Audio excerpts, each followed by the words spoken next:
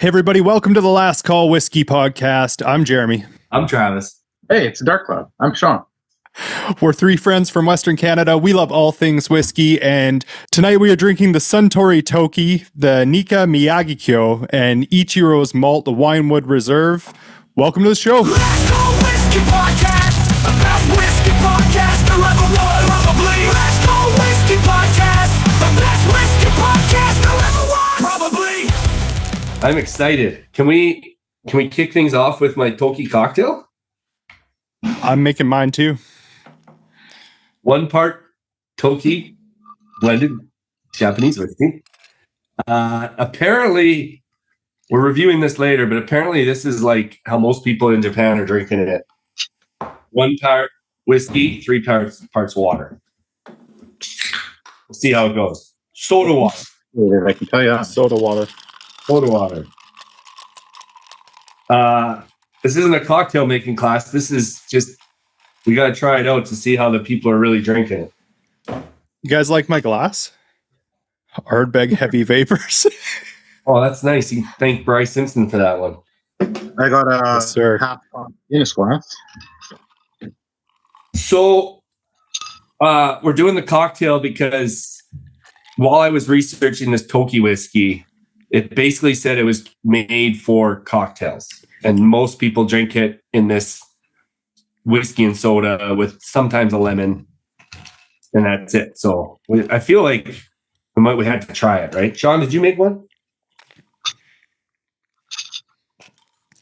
Oh, I man. Well, you like it? You like yours? Oh, man. I don't like it. I'm going to Guinness. It's, It doesn't taste good at all. Maybe is it because my ice sucks? Like, that could be it. I know I got- I use good quality ice there. I got fresh ice. I am getting the whiskey come through. Sure. Like in the essence of like a seltzer, like a White Claw, where it was made in a room where there was a whiskey open somewhere. Yeah, it doesn't. It does taste almost like a seltzer, like a White Claw, like a whiskey White Claw. Yeah. I'll tell you this right now. If it's a hot summer day and my choice is this or like a gin and soda, It's not even close. not even close. I'm taking Gin the gin and soda. Gin tonic. Yeah. Yeah. I like this Toki more. We'll talk about it later, but I like it more just as a whiskey. Yeah. Okay, we're gonna get in trouble here. This is not very enjoyable. Maybe the lemon would help. Maybe the lemon would have helped. That's the thing I had with that lemon-shaped juice thing where you just drop by drop, and I wasn't going to put that in here. It just, I've never been a whiskey and soda or whiskey water guy at all anyway. So Not me either. I don't think this is a Toki thing. I think this is just a water and whiskey thing. Yeah. That's probably what the issue is. I'm not finishing this. Well, like we can talk about when we actually review the Toki and like that that's what it's made for, and kind of go in more in depth with the cocktail-ish stuff. Okay. Yeah. Let's do that. Sean, it's March. We're recording now. This launches April 1st, but it's March 13th. How was your first 13 days of Irish whiskey month? Awesome. I focused the first couple weeks on core range releases. A lot of times when I do my March, I kind of put the high end stuff or stuff that's, not available or, one-off single cast stuff. So this year I kind of wanted to showcase some of the core range after our last episode where we did our top 5 core range Irish. So I kind of just wanted to showcase some of the core range stuff. And then, I got 2 big events. Well, 3, I guess, this weekend. And then, I'm on the radio, on sports radio on Tuesday on St. Paddy's Day. So Heck that'll yeah. be fun. That's my 3rd year straight going on the radio with those guys. So I always take a bunch of stuff and leave it there for them. And It's the Kevin Carey show, right? On Sports 1440. so, Yeah, this is way after, but 10 a.m. I'm going on with them. And I'll, of course, have some 2 stacks. I think I deserve a little bit of credit. We're 13 days in. I think I've commented on at least 6 of your posts. So If not more. I think you're batting over 50. I think because I was trash talking you last month and I kind of felt I felt a little bit guilty, and I was like, I'm going to put an effort in this. And then Jeremy posted like some nicer pictures than yours, and I commented, and I was like, I better comment on Sean's too. I actually, yeah, it was that kind of a situation. It's okay, because I feel like I'm pretty good with my friends when they post. I try to be good about like going in, liking, saving, dropping a comment. But today, Chasing Bourbon commented, Trav, on an old post that you did for the Cloudcast 2 launch. Yeah, really old post. Like December 8th or something. So I got the notification for that, and I go to look at it. Dude, I hadn't done anything on that one. So they can't all be home runs. But I liked it and saved it today. Oh, nice. Well, it all works. Doesn't affect the algorithm 3 months later. But yeah, I don't know. We're like 4 days from St. Paddy's Day. We can talk about April at the end of the episode, but I'm in like full Drams for Fams planning mode right now. We're a month out, just under a month. So yeah, I have my chauffeur's license all ready to pick a certain person up from the airport, and got a spare bedroom made. I hope I can make it. For the confirmation. I'll come and sweep the floors. If I'm that last minute, I'll be like, I'm the janitor. I'll just hang out in the room. So by the time we record next, we'll know if you made it or not, because I think we record after Drams for Fams. Yeah, that's right. So we'll know if you made the trip. There's it's sold out, and I just have your name highlighted in a spot. So like, if you just say, oh, I can't make it, then some other lucky person gets to come. Right. But yeah, you're basically holding up the whole process. Oh God. Dude, I want to come so bad. That's why I just leave it with me, okay? Leave it with me. We'll leave. I'm not gonna harp on it anymore. Okay. I actually put this in the notes because I wanted to point out I bought a new distillery that I've never bought before, a new bottle, that Glasgow 1770 distillery. Oh yeah. I saw them popping up on a bunch of sites, and I was talking to Sean. I'm trying to buy a bottle eventually from every distillery in Scotland. So I just bought the Aberfeldy off Sean because I was going to ABCD. I'm just going right down. But then I saw some Glasgow bottles, so I bought one. They're really nice looking bottles. Mm-hmm. Yeah, they look antique-y almost. Yeah, they stand out for sure. And when you're a young distillery in a sea of young distilleries that all started in the last 10 years, having a bottle like that helps it stand out for sure.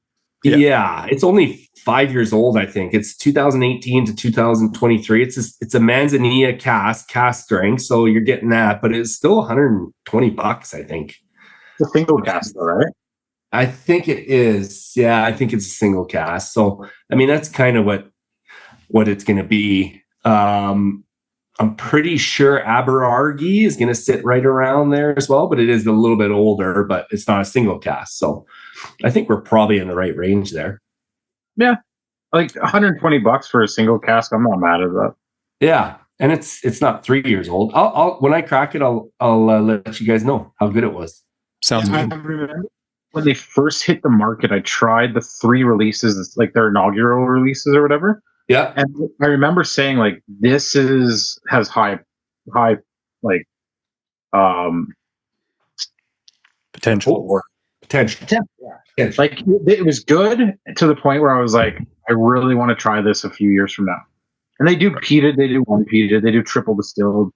So yeah, they're almost kind of a segue in a way, but they're almost doing it like a Japanese distillery in that they're creating 3 different types of spirit, which will give them lots of potential for blending and stuff. Yeah. When those casks are all older, like it'll be cool to see what they put together. I just think it's cool. These new distilleries are starting to get of age, and we got, like Ardnamurchan and all that. And it's kind of, I got to start like checking out new distilleries. I can't keep going back to the same, Bunahab and Lefroy's. Like we got to support some of these new ones and give them a little bit of love, I think. Yeah. I agree. News, and should we cue the happy hour headline stuff? Yeah, let's do it. I'm Ron Burgundy, and this is what's happening in your world tonight.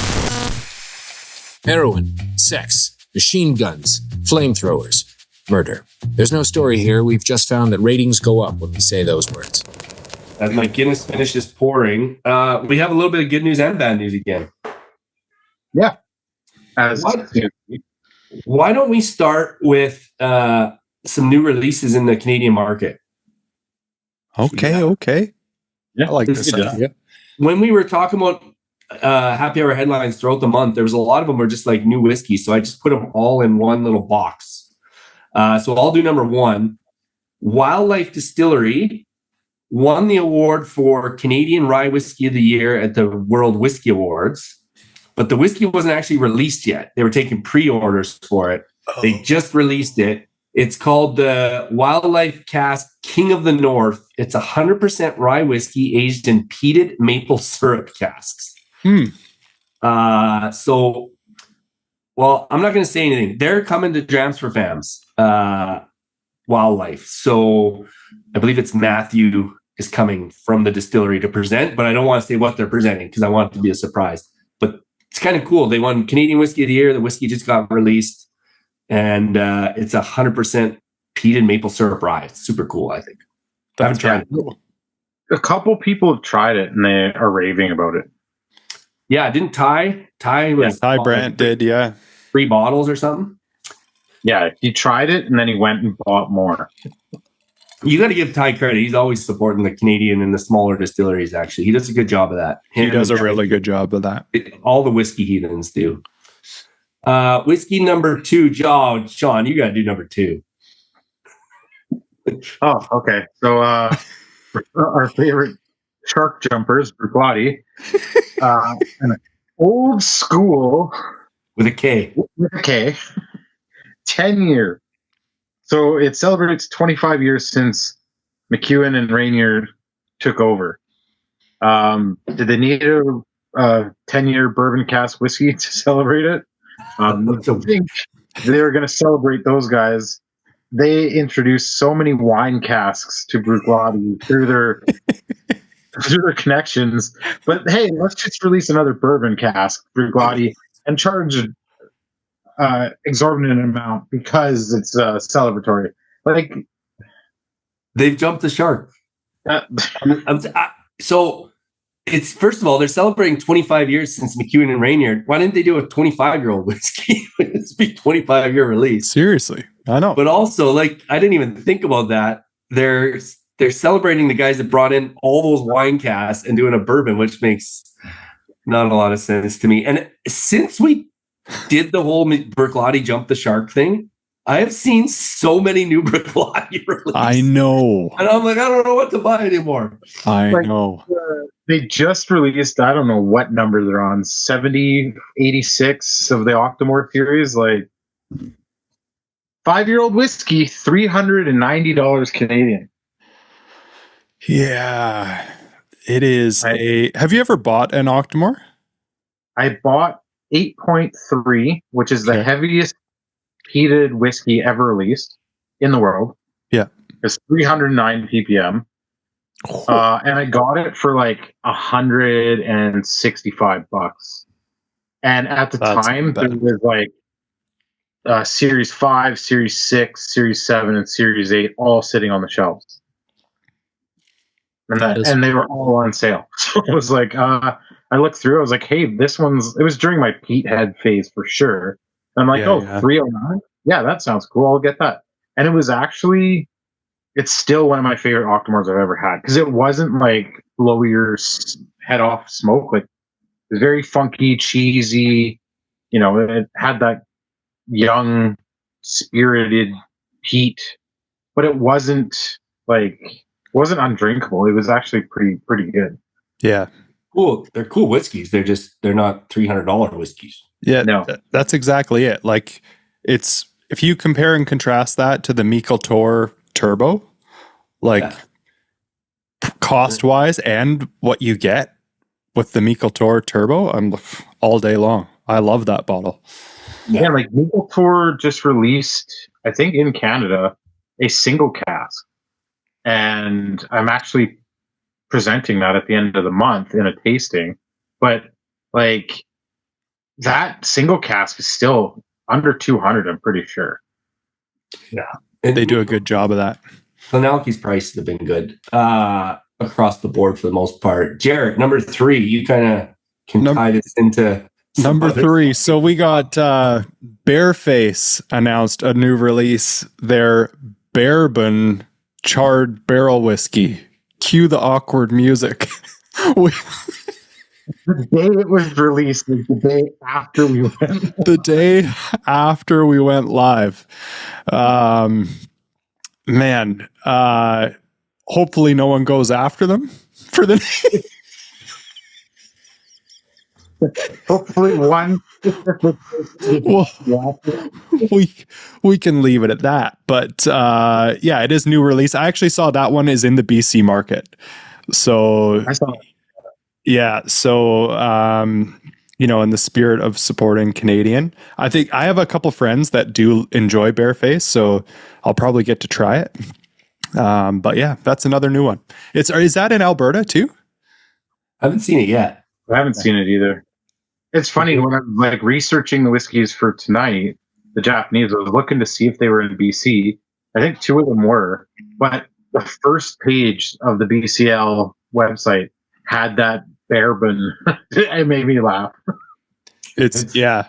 The timing is just fantastic for it.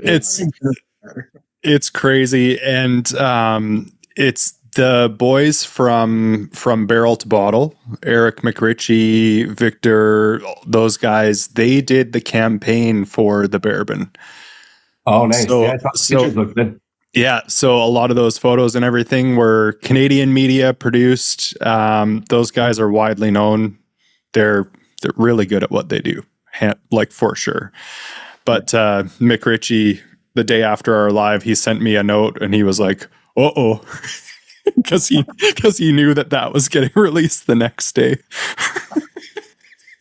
Yeah, well, we'll see. I guess we'll see if they were more mad about it not being whiskey versus the whole bourbon part. But Totally. yeah, we probably could have done a whole 15 minutes talking about that situation, but I feel like maybe it's best just to. I agree. Well, so there are 2 issues. One is they have we're talking about Bridgeland. They have the Tabor bourbon, which is a legit whiskey. It's over 3 years old. Right. The one that got reported, but then the other thing that got reported was that they were selling a underage, like this is not whiskey, and just calling it a Tabor corn spirit. Yes, yeah, that's right. So it was 2 separate bottles. Yeah. Yeah. Okay. Well, there was like Daniel from Bridgeland. He talked to me for like days about this after.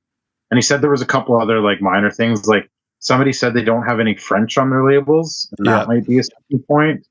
Lots of bottles don't have French on them, though. Yeah, Jeremy, do you have a bottle handy? A Bridgeland? Yeah. So he said their labels are misleading because Jeremy will show you on camera. So if you hold it with the corner facing, So, back. Like you want to see it dead on the corner. Yeah. That's how their label is supposed to be. It's like, instead of a square bottle, it's supposed to be a diamond shaped bottle. That's how that they presented it, whatever. And the CFIA said that the ABV and all the information has to be on the other side that it's on. And they're like, what? That doesn't make any sense. I can't keep up with all this stuff. It's we ridiculous. Can't go down this path. No. Yeah, it's going to take us down a rabbit hole. Support Bridgeland. Buy all their illegal products. They're very legal products. You still find the bourbon, their bear bourbon, whatever. And I've been seeing a lot of store clerks, like when I'm out visiting stores, wearing Bridgeland T-shirts now too. Like everyone's kind of. It's good. That's good. They're just not allowed to sell anymore out of the distillery or ship to stores. Once they're out of the stock in stores, until this issue gets resolved, they won't get it back. And it's their number one selling product. Like it's ridiculous. I thought I read that it's like over 50% of their sales are the Tabor corn whiskey. So I feel terrible for them, man. Like It's not cool. No. They're actually getting back from Japan tomorrow, I think. Yeah. They're over there with Gurpreet and Anoka, and I think a couple other brands, but yeah, kind of doing showcasing Canadian whiskey and drumming up sales in Japan, which I guess is a huge market for Canadian distilleries. I wonder what Bridgeland tastes like with a boatload of ice in it. Ardbeg 10-year cask strength. A couple people tried it already. A couple friends of ours. Well, I think one of them in particular said he's buying 2 bottles. He said it's delicious. That's going to be coming soon. Nice. I mean, Ardbeg 10 is a classic, and if you're going to give me that at strength, like, it's probably going to be pretty good. 100%. I was wondering, is Ardbeg's classic overpricing? But from all accounts, it sounds like it's priced where it should be. So yeah, probably what, 150 in Canada would be about fair. Yeah, 160-ish, I think. I think that's fair. I think that's fair too. And this isn't really that important. Glenfiddich did another bottle redesign. I can't even. This is jumping the sharks. We're like, let's do it again. Let's do it. When was their last one? It wasn't that long ago. Like the best jerseys in the NHL are the jerseys from the teams that never change their jerseys. Just stick with the classics. Just stick with them. More bad news if you're an American Spirits. Well, this is interesting actually, because I was just on the Single Cast Nation podcast last week. Bearded Dave and I were the guests. And one of the questions Joshua asked, it's called One Nation Under Whiskey. And he asked us about bourbon sales in Canada and like what people are doing. And I actually talked to him about like these bourbon-ish Canadian products. And but I was like, yeah, like I think sales are down a lot. Like I think Alberta and Saskatchewan are the only 2 provinces that are selling American, for sure, whiskeys, but I think products in general. Mm-hmm. So they're down. American exports to Canada are down 70%. That is wild. $203 million down to $60 million US dollars last. So that's crazy. If you don't think those companies are sending like letters to the government being like, hey, we need to change this, like fix this now, I guarantee you there's tons of pushback. This is closing distilleries down there for sure. Yeah, it's they're like Kentucky Bourbon Producers Association, whatever. That's not the name, but whatever that is. Like, I remember right away, probably 6 months after all this tariff bullshit started happening, they were like sending letters to the Senate, the Congress. I mean, probably sent one to the president. He can't read, so he definitely didn't know what it was. He saw a picture of a building on it, whatever. But yeah, they did lobby into Canada as well. But like, hey, what's the classic saying? Fuck around and find out. Well, they're finding out. 100%. Yeah, Canada's fighting back the way it knows how, and I think the problem is for American spirits producers and wine or whatever, is the longer this goes, the more consumers are just going to be like, we don't really need it. Like overall, we don't really need it. I would say bourbon's probably the one thing that people are like, but like when you're talking like American wines and American gins and American, like you can get all of that stuff. Like bourbon's probably the one that is really missed, I would say, by a lot of people. I agree. Yeah, well, at that event last week, like I did, was it 7 whiskeys and the wines that influenced them? Yeah. Not a single wine was American. I made sure of that. And I mean, one of the whiskeys was an American whiskey because it's one of my favorite ryes that are done in a port cask. And that's the very first bottle since February of last year that I bought from America. And I bought it specifically because I wanted it in a tasting that I did. Right. You're part of that 70% drop, Sean, for sure. I mean, I don't buy much bourbon anyways, but I definitely sticking to my guns.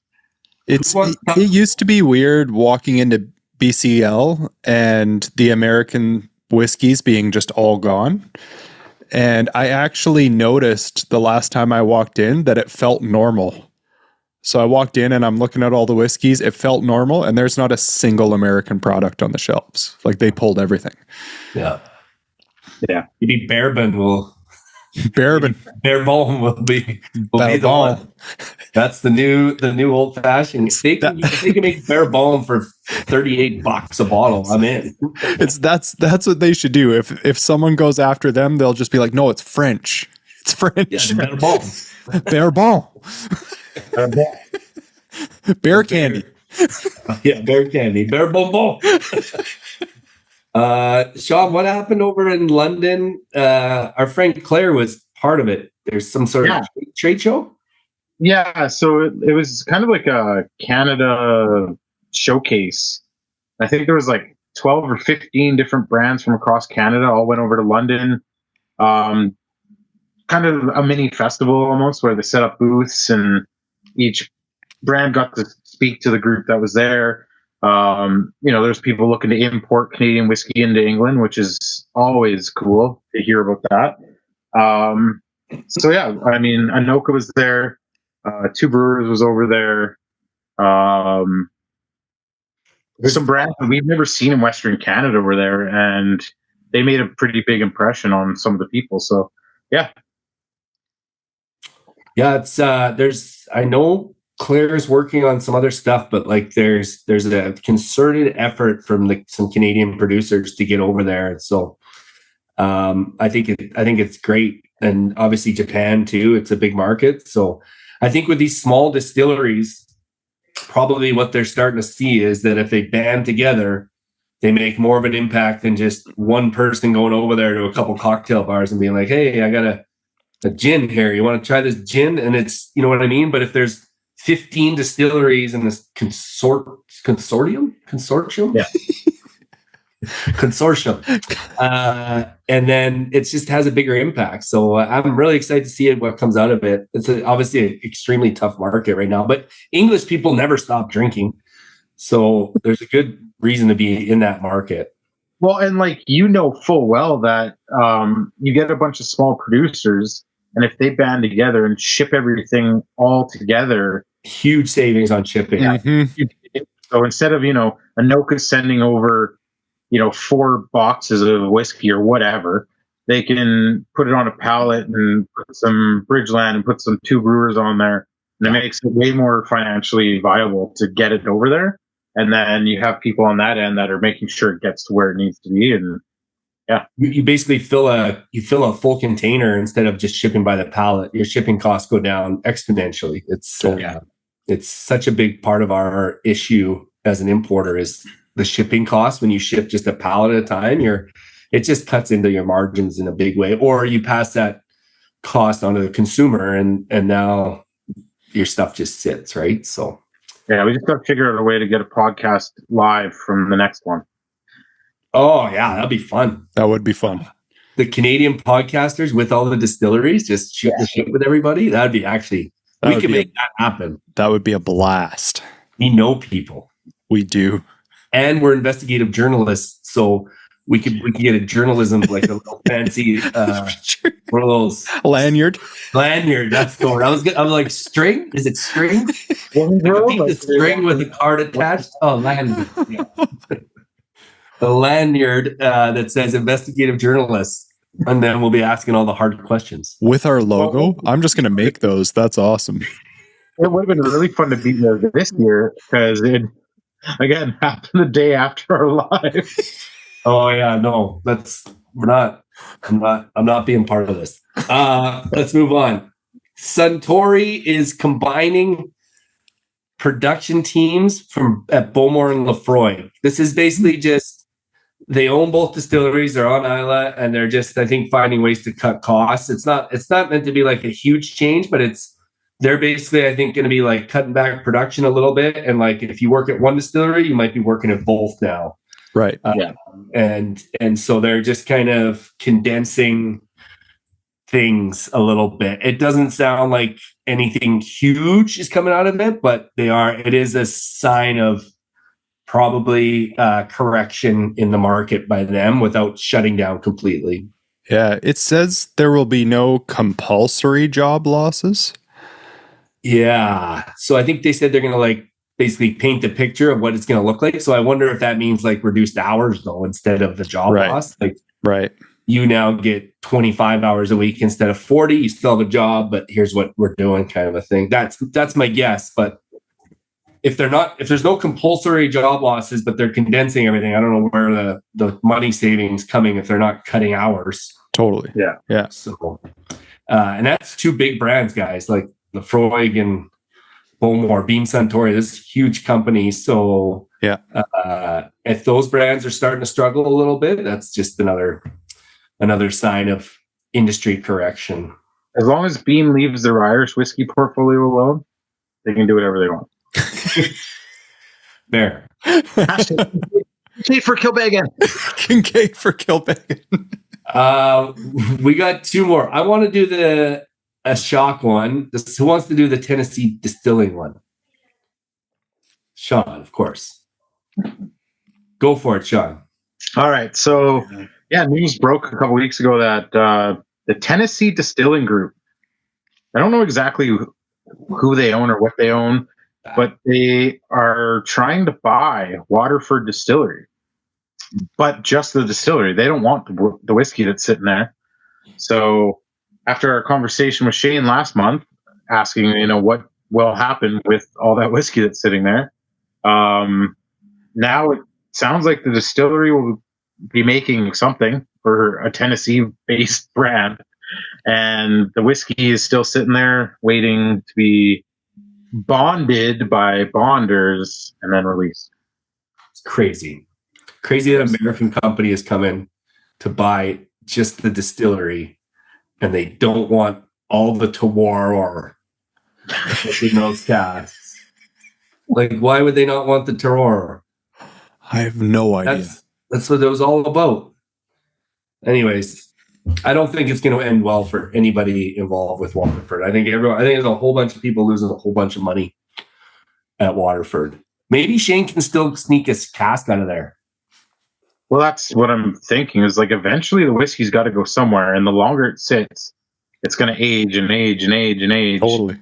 Like all their whiskeys came from like a bunch of different casks. So there's like bourbon casks, virgin oak, different wine casks. So you're going to end up with some pretty interesting stuff.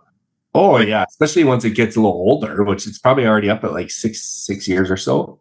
Something like that, yeah. So I'm wondering too, like in Ireland, there's not a ton of independent bottlers like a Two Stacks, but why wouldn't SMWS want to buy a cask, or like Single Cask Nation, or there's brands that are doing more than just Scotch that are indie bottlers that might have a good time buying some Waterford stuff. Maybe that's the way it goes. It's an interesting story to follow. The last one is fun for me. Ashok Chicollingham, who is a friend of the Edmonton Scotch Club. I consider him a friend of mine. He said if I ever go to India, he'd pick me up at the airport and take care of me. No way. Yeah, he's a really, really nice man and a fun man. When he came to the Edmonton Scotch Club, he was the global brand ambassador for Amrut Distillery. And he just slowly moved up the ranks, and he was just promoted. He's now the chief operating officer and master distiller at Amrut Distillery. So he's climbed the ranks, hardworking guy, one of the nicest people in the industry. So Ashok, you're not listening unless you are one of the 14. Congratulations, dude. Really, really happy for you. Proud of you. And good luck with the new gig. Amrut. Amrut was like my first, there's really cool whiskey outside of Scotland. Like, because that was before I started doing more Irish with Sean. And so Amrut was kind of like an eye opener for me, which was lots of fun. Very cool. Yeah, really cool stuff. There was that a single cask that Wine and Beyond had, like, I don't know, 5 or 6 years ago. It was a peated port cask, and it was so good. Yeah, they're peated port single cask you're talking? Sorry, I was checking with our guest here to make sure he's good to go. Yeah, that peated port cask was so good. And then the 004, whatever that was. The first Spectrum was the 005. Yeah. Hybrid barrels made up with 5 different types of wood. Yeah. which no one else had done, and it was really cool. It was kind of like the compass box one where they tried to throw the wood inside, but Amber just made the full cask out of stage from different casks, which would have been really hard to make, I would think. Oh yeah. Right? Yeah. So good. Jared, our guest is ready to go, Mr. Michael Pang. Beautiful. I see him here.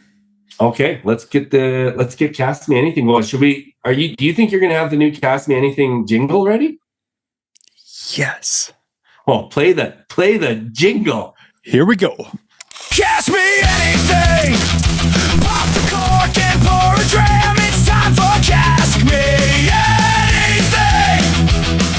Smoke or It's Michael. Thanks so much for joining us tonight, man. We're happy to have you here. I got a quick hitter question for you because we mixed some little cocktails here as we got going. Do you like Japanese whiskey and soda cocktails? Yeah, why not? Actually, I'm doing part-time bartending now in Hong Kong, and I've been doing a lot of tea-infused cocktails. So, I actually there's like a cocktail on the menu that's like a buckwheat tea highball, which is really nice. Have you guys had those like cold Japanese soba noodles before? I have. Yeah. Yeah. So it's essentially is made from the same buckwheat, but they use the buckwheat tea. So I infuse the Kakko bean Suntory whiskeys in it, and it's a really nice highball. Okay, that sounds a lot better than just pouring Toki over ice and soda. It's your cocktail sounds tasty, but we literally just poured Toki in a glass, poured some soda, and it just tasted like watered down whiskey, and I didn't love it. We didn't love it, but yeah. I wasn't sure if I think we maybe missed the mark on it, Michael, is what we're saying. We're used to just pouring our whiskey straight and enjoying it that way. Michael, we like to ask our guests this every time that they come on. Can you give us a little bit of background? Just how did you get into whiskey, period? How did it all start for you? Yeah, I mean, thanks, Travis, for the invite. I'm really honored to be here. I was actually kind of shocked when he invited me because, in terms of whiskey knowledge, I'm still kind of like a baby. So how this whiskey journey started was I was working in Hong Kong back in 2019, 2020, and the Hong Kong nightlife. My boss used to socialize, in the karaoke rooms pretty much 3-4 times a week. And all he drinks is Macallan. So Macallan 12, Macallan 15, 18, 25, 30. I've even had a Macallan 1969 because that was his birth year. And crazy. And then Macallan 18 sherry cask, to be specific, became my first love. I actually prefer it over the 25 and 30 years because I think back then my palate wasn't used to the extra oakiness from the 25 or 30 years. So, fast forward to 2021 when I moved back to Vancouver. I went to BCL in Vancouver, and I was like, "Whoa, Macallan 18 sherry cask is close to $1,000 after tax. That is absolutely not within my budget." And I definitely took it for granted because, back then I drank it for free every night. When I was working with my old boss. So back in 2021, 2022, I started discovering different categories. So I started with Japanese whiskeys, the Suntory Owl, and then move on to Scotch, then move on to bourbon. And then the next thing you know, after each category, I started buying 10 bottles, 20 bottles, 30 bottles, 50 bottles. Welcome to the club. Yeah. 1 year in, I'm like, I got 120, 130 bottles on my shelves. Every bottle is open, but I only drink like a little bit out of it, right? So I was like, what do I do with all these whiskeys? And and financially, it wasn't like a smart idea to do those all. I was definitely overspending, and then me being the banker that I am, I was like, how do I make money back with all these open bottles? So I think back in 2024, I started hosting tastings, and that's how Dram Alliance was started. Because it started with like four or five of my close friends. I charge them pretty much my costs. I did like a exclusive Japanese whiskey tasting featuring some Akeshi, Kanosuke, some Japanese whiskeys that were not available in Canada yet. Hmm. And that was the beginning of the whole whiskey journey for me. That's Very super cool. That kind of sounds a little bit like Sean Kincaid, like with where you buy bottles and then you host tastings and kind of your bottles just get extra use as you pour them from other people, and you're never pouring them to make a ton of money. You're just trying to support your hobby, really. Yeah, the problem is like when my collection got to around like 350, I started doing that. So I was like, okay, I have like 5 sealed bottles. So I was like, I'm just gonna start hosting tastings, and so I'd charge people for the tastings, but then what do I do with the cash? I just buy more fucking whiskey. It's still better than not having that cash. It's true. Yeah, it's so true. So then, Michael, how did that 4 or 5 of you drinking your whiskey, how did that turn into? Because Dram Alliance now, and you invited me, I'm kind of in the group now. I'm still a bit of an outsider, but I like follow all the chats. But you have chapters around the world now. This isn't just a Vancouver or a Hong Kong thing. You're everywhere. So how did that go from you and a few buddies drinking your stuff to all these groups of people in these different chats? Yeah. So I'm just looking at my Google sheet here. So it started on January 4th, 2025. That was the first tasting, and then now we're close to like 30 something tastings in. So what happened? So after 3 tastings in Vancouver, I collaborated with Stillhead Distillery out in Vancouver Island. So I started doing different tastings because I don't think everyone likes to listen to me yapping about whiskey all the time. So I invited some importers, also did some collaboration with distillery owners. So I did it with Stillhead, did it with 2 brewers, and in terms of global expansion, I have to give a huge shout out to my girlfriend. She works for Cafe Pacific, in Hong Kong, and I was able to get, I've been getting cheaper flight tickets in the past 2 years. Hence, I've been traveling a lot to Tokyo, to Taipei, and recently to Seoul to do Canadian whiskey tastings. That's cool, man. Yeah. So the first tasting that was outside of Vancouver was Tokyo. I called it Whiskey Night in Tokyo, and I was like, am I gonna do another Scotch whiskey tasting or just another Japanese whiskey tasting? How do I differentiate myself in the whiskey world filled with whiskey podcasters, whiskey YouTubers? How do I differentiate myself, right? And being from Vancouver, I know we have a lot of great whiskeys like Sons of Vancouver, 2 Brewers, Macaloni's. I can go on and on about, but no one knows about it. It's kind of like Canadian whiskeys are super underrated, just because we are one of the top 5 countries, top 5 big producers of whiskeys, but no one drinks Canadian whiskeys outside of Canada. Besides the Canadian Club. So going back to Travis's question, fast forward till now, I did a Canadian tasting in Taipei, Tokyo, Taichung, and most recently in Seoul. So through these tastings, I meet like-minded people who is passionate about whiskey, who doesn't have much ego, who is like more of a giver than a taker.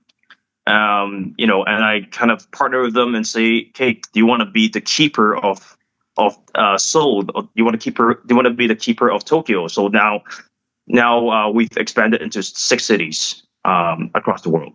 Very cool, man. I just love that organic growth. There's a lot of Vegas. It coming through Canadian whiskey is like, that's awesome. We always say we keep all the good stuff here and we export all the not good stuff, but seeing the good brands and the good whiskey get out there, especially internationally, that's awesome. Yeah, just a bunch of whiskey nerds, basically. Like those chats are so active. Like it's crazy. I'll turn off my phone, I'll jump back on. There's like 60 messages. And like the Vancouver chapter, who Jackie's running the Vancouver chapter now. I'm hoping to get out there. I think in the fall we're chatting hopefully to do an event. But Jackie's just like, hey, we haven't gotten together in a while. Let's just meet up. And he just sets a date and he's like, bring your own whiskey. We'll just get together. And it's just like a group meetup. They'll just get together and friggin' pass around bottles and share some heels. And it's exactly what I've always said about the Canadian whiskey community. It's the best whiskey community in the world. And it doesn't have to be hard. It's really friggin' simple to get together with 5, 6, 7 people and share whiskey. That's the whole point of it. Michael, Dram Alliance is also our Canadian Whiskey Club of the Month. So we're doing the shout out now, but every episode we do a little shout out. So Dram Alliance is our shout out of the month. So you basically gave me all the info I needed for the Whiskey Club shout out. So that's great. Thank you. Yeah, I want to emphasize that right now we're more of like a community because we're not really charging monthly or annual fees. And the reason why I wanted to call like a community more than a club is because when I first started whiskeys, I often run into a lot of egotistic people who often like to flaunt about how big of a collection they have, kind of like I'm better than you kind of vibe. So when I started Dram Alliance, I always want to emphasize to my members that, it's always people over whiskey. So that's I just want to point that out. Well, I want to tell you that you're our Canadian Whiskey Community of the Month.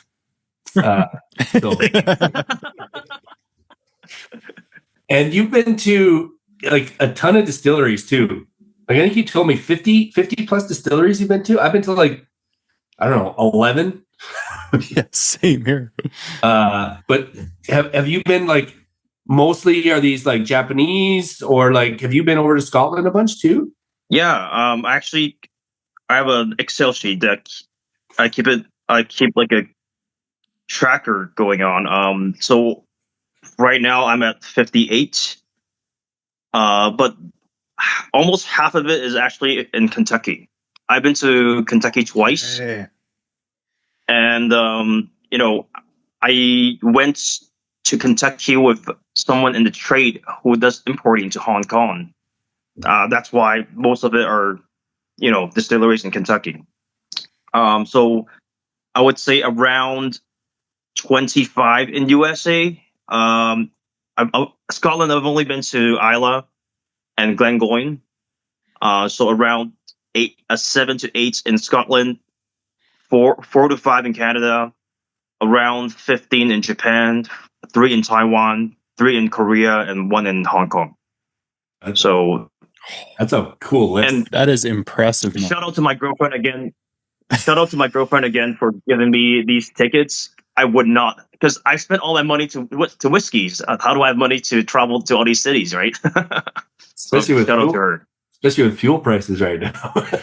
Yeah, no doubt. Fuel doubled. Exactly.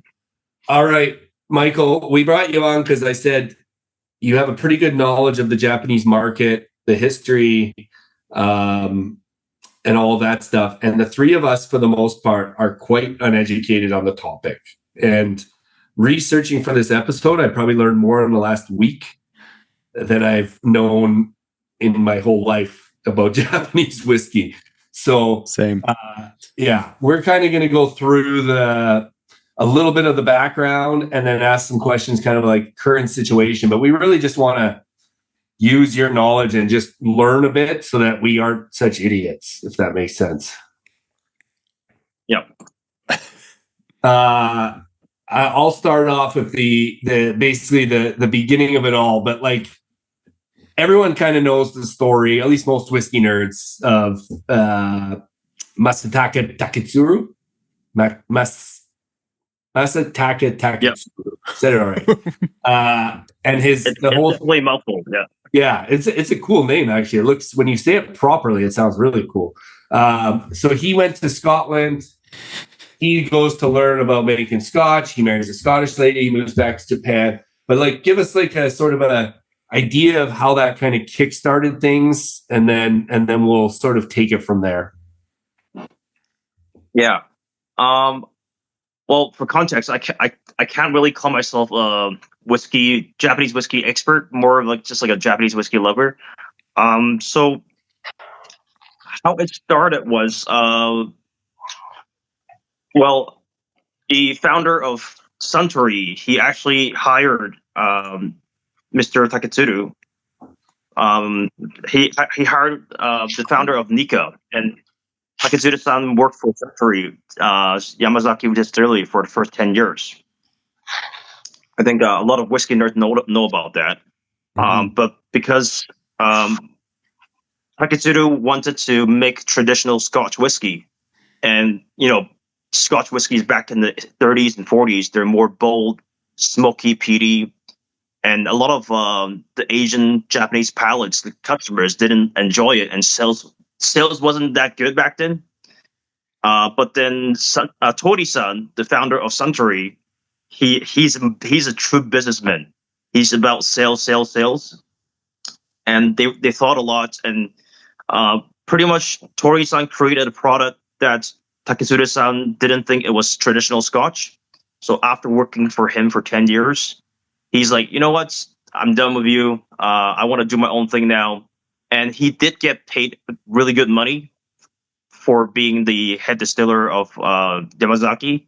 And I think he raised some funds and went over to Nikka, started Nikka in Yoichi up in Hokkaido, where the terroir and temperature is closer to Scotland. And that's how Suntory and Nikka started, because of Taketsuru-san and Tori-san from Suntory and Nikka. And funny story is, do you guys know what Nikka stands for? I saw it in my research, but I didn't write it down. Yeah. So Nikka actually stands for Japanese fruit. And the reason why is Yoichi is known to grow a lot of is a place known for fruits. And while they were aging their whiskeys, while Yoichi distillery was aging their whiskeys, they were making a lot of apple products like apple juice. Oh. So they want to pay homage to the money grabber, which it was because of these products, because of Japanese fruits, that made Nikka happen. So that's why Nikka is called Japanese fruits. It has nothing to do with whiskey.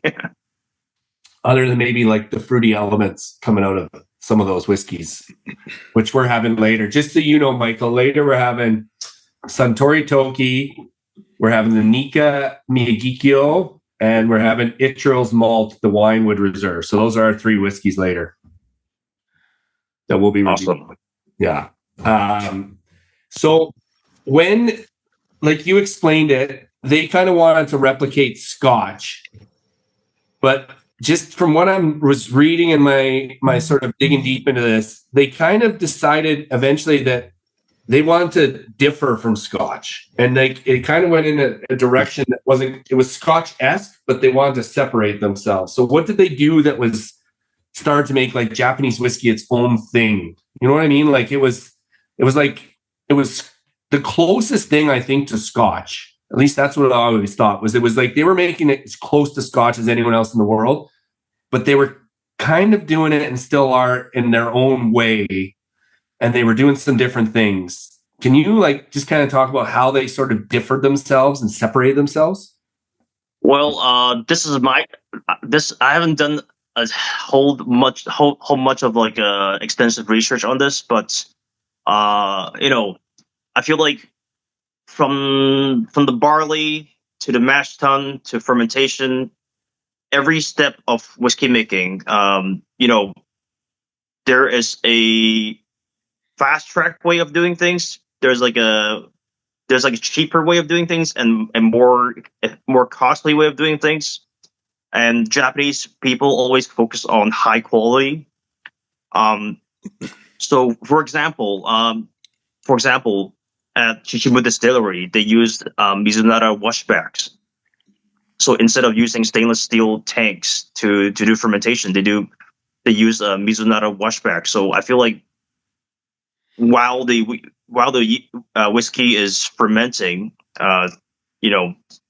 it actually takes a lot of aromas and flavors from the Mizunara washbacks. But these Mizunara washbacks are much harder to clean and maintain compared to a stainless steel fermentation tank. So that's one of it.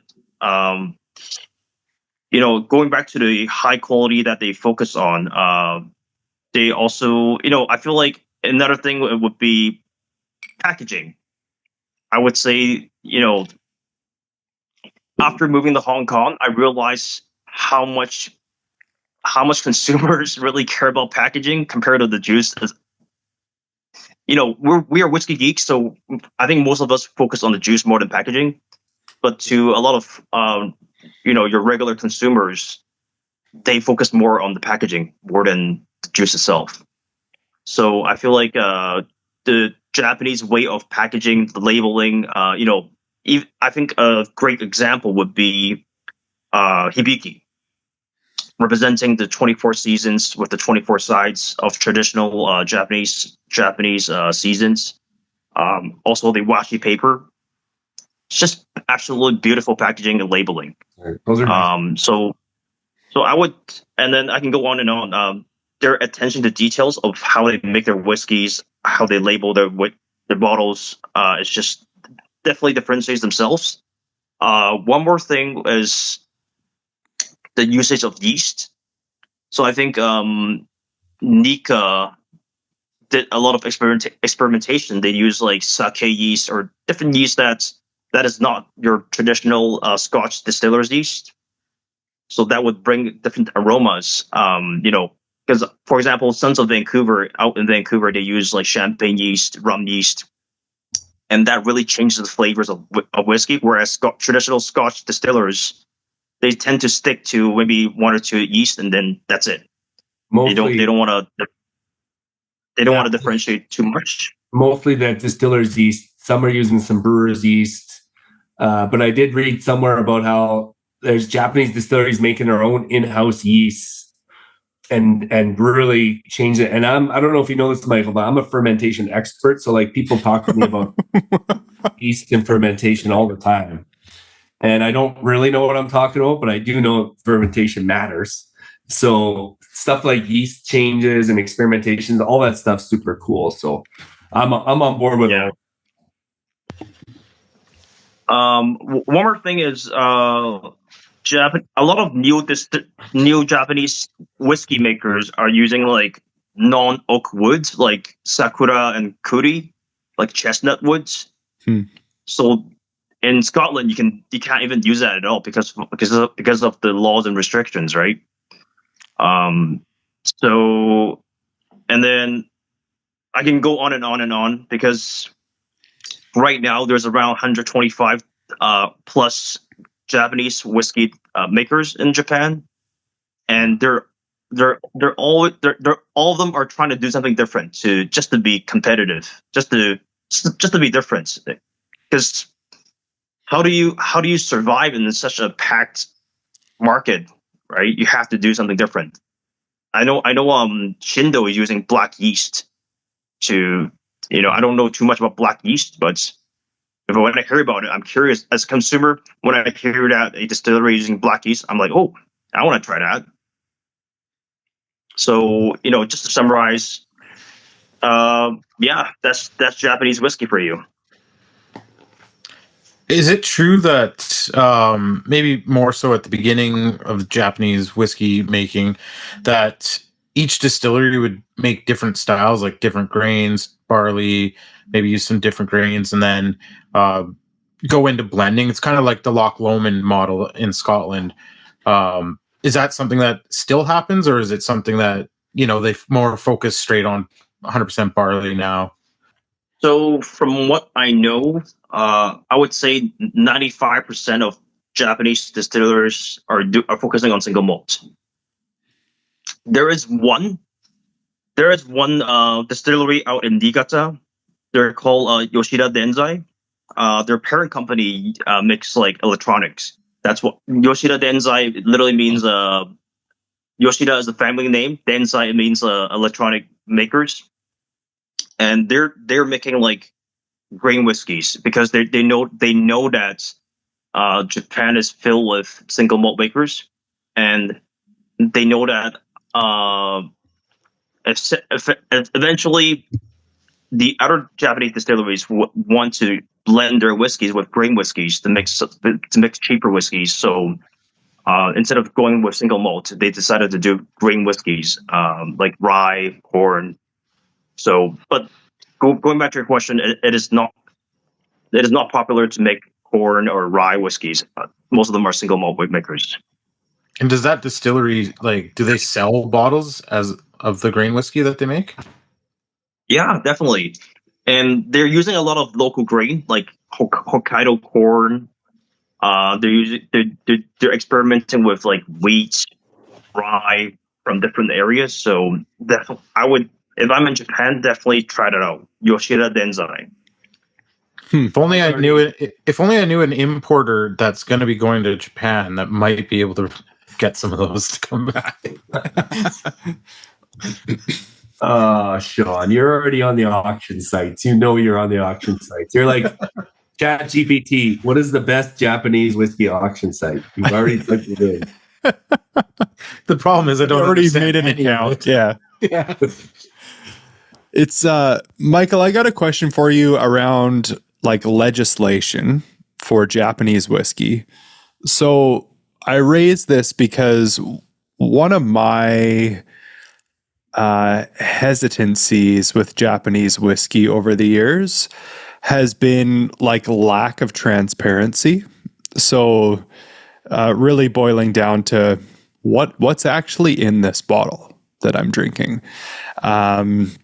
And so I know that they like there's been steps in the right direction, but is it still voluntary to follow those, or is it law? Like, do you know anything about that?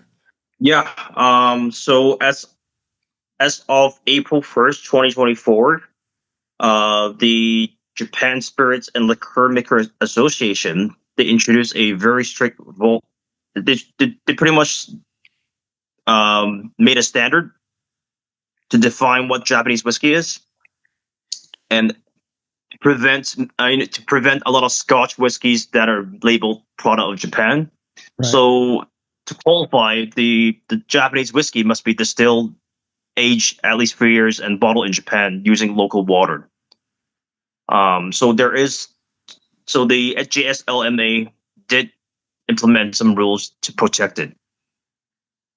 But, I feel like it goes back to the consumers as well. I feel like majority of whiskey drinkers are not like us.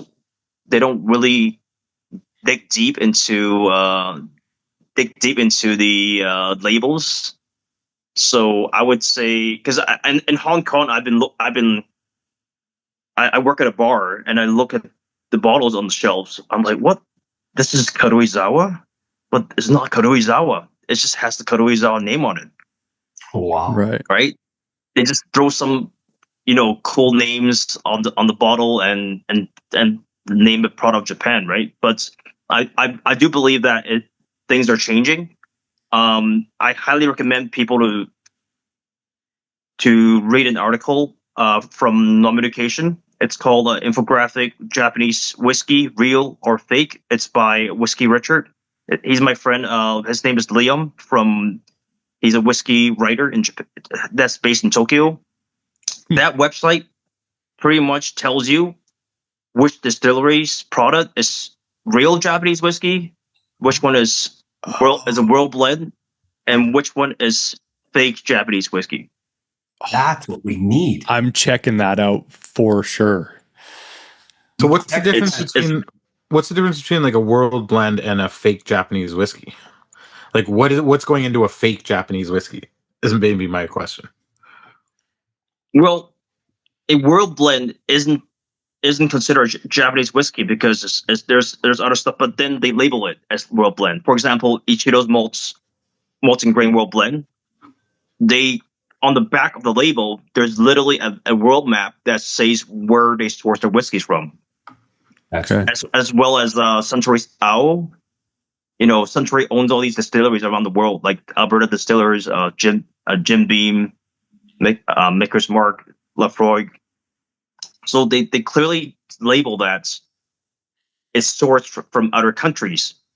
But the problem, going back to what Jeremy was saying, the problem is if you don't label it as sourced from somewhere else, then that's the problem. If you just slap product of Japan and with a cool samurai, on it. No, I'm a sucker for the samurai. I got to say. I see a samurai sword on a bottle, I'm buying that fucker. Exactly. So I'm part of the problem. I can go on and on about fake Japanese whiskeys. But yeah. Would you say I would say, Michael, go ahead. would you just say that everything kind of took off when they started, Japanese whiskeys won the World Whiskey Awards in 2008, right? Yoichi won, Hibiki won, World's Best Blend, World's Best Single Malt. 2015, Jim Murray Whiskey Bible, Yamazaki Sherry Cask but it's named Best in the World. And everybody took note. They're like, Japanese whiskey is crazy. This is the new sort of, whiskey. This is the whiskey.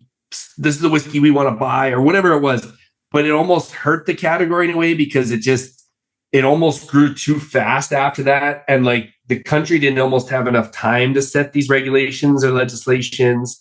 And everyone wanted a piece of that pie that was growing really big, really fast. I don't know if that was a question, but figure out how you want to reply to that. Basically, Yeah, I'm just saying they're almost a victim of their own success, I guess. I feel like it's all about perspectives. It is crazy rapid growth in the past 15 years. I think if they went from maybe under 20 makers to 125 now in just in 20 years. Even I mentioned Yoshida Denzai, they were like a electronics maker, and they're now making whiskeys. We have a lot of traditional sake makers that's also making whiskeys these days. I think there's goods and bads about it. The bads may be the result of fake Japanese whiskeys where these distilleries are importing but not labeling it properly. But the goods is, I think for many, many years, for 50, 60, 70 years, Japanese whiskey was only Suntory, Nikka, and maybe Mars, maybe Fuji. It wasn't competitive enough. It was more it was only 3 or 4 companies that's controlling what Japanese whiskey is. Right. So I do believe that the great age of Japanese whiskey is coming in the next 20, 30, 40 years. It hasn't peaked yet. It's Interesting. now with these extreme competition with all these new distilleries, it's just gonna get better and better and better. Of course, the price doesn't really justify the quality, just because with the hype of all these awards and people overbuying Japanese whiskeys. I do think it's overpriced, but with new innovations, with these competitions, with because of the high competition, they just have to push out products that's even better and better, right? And we all know that whiskey needs time to age, so maybe in 10, 20, 30 years, we'll see some amazing products coming from the new Japanese makers. It sounds like a cautionary tale to what Ireland has experienced more recently, going from 4 distilleries in 2008 to I think they're almost at 60 now. And obviously with the whiskey industry globally kind of in a little bit of a downturn right now, they're not all going to survive, which I'm sure Japan's probably the same. But there's definitely Travis and I, maybe Jeremy as well, a few years ago, I think during COVID actually, we did a Japanese whiskey tasting, and there was one brand that was so super funky and almost mushroomy, and I want to say that they were made using a sake process or a sake yeast, something like that. I was trying to look it up now, and it kept coming up with Koji, I think, but I don't know if that's the right one. And then I was looking up samurai labels for Travis, and Shinobu kept coming up. You know me too well, Sean. I got Michael. I think, and I totally get what you're saying. Where a few big players almost kind of ruined it a little bit by just putting too much stuff out, not enough competition, but I know that what you're saying, the next 20 to 30 years are exciting. But I think Japan still needs their own version of the Scotch Whisky Association.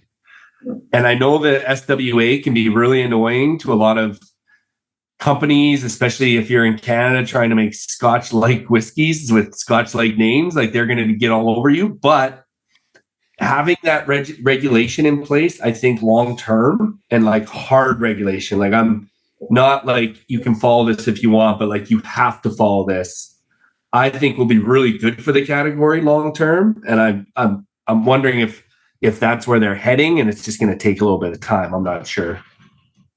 I do believe that the organization that I mentioned earlier, the Japan Spirits and Liquors Makers Association, they are doing a lot of work to set higher standards.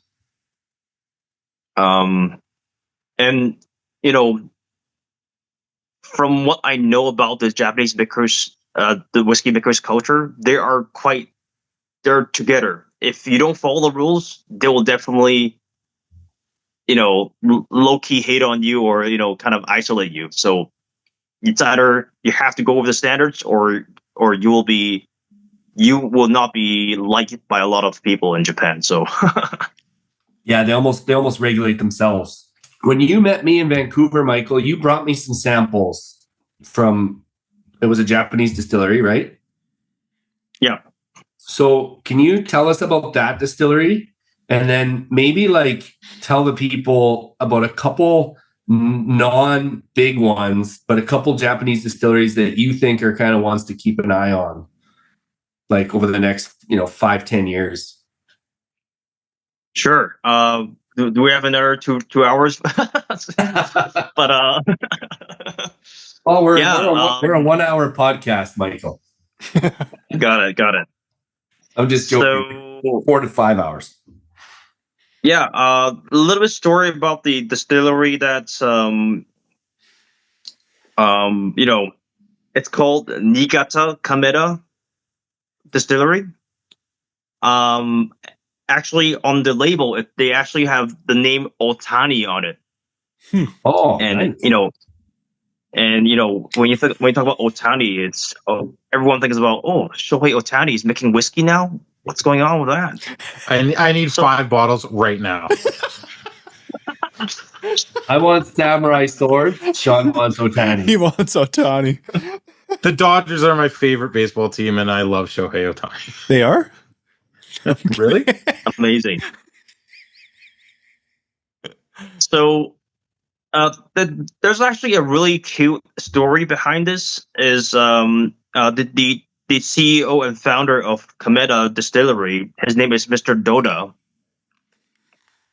and his wife's name is his wife's family name is Otani, and the Otani family they're like stamp makers, because in Japan traditionally everyone needs a stamp, kind of like a signature stamp, and whenever you have to sign off on legal documentations, you have to stamp it. For example, like banking documentations. So, but then the problem with this business is it's kind of like a dying art, because with digitalization, not a lot of people use stamps these days.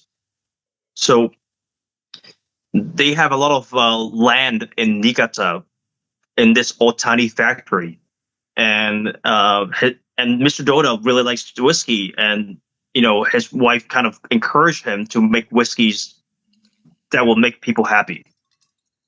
So Mr. Doda wants to pay homage to his, without Otani Company giving him space to make whiskey, he wouldn't have been able to make Kameda whiskey. So that's why there's the name Otani. It's kind of like Mr. and Mrs. Smith. Otani is kind of like a regular last name, but it has nothing to do with Shohei. It'll still sell. Yeah, going back to the taste of whiskey, I highly recommend. They have this product called Sweet and Peat. What it is Mr. Doda imported some maple syrup casks to Japan, and he mixed a peated version. So it's kind of like a little bit sweet, a little bit peaty. I really like that expression. Because then they also age their whiskeys inside shipping containers just to make it just to make the aging a little bit faster. So that's one distillery. You guys have any questions about that? No, that's fine. Just list it. That's great. Yeah, it'll give us stuff to look up after. Yeah, so that's one. I think a lot of people know about Kanosuke. There's a lot of distilleries in Kyushu that I think a lot of people should take note of. So there's Shindo, Kanosuke, Yamaga, Osuzuyama.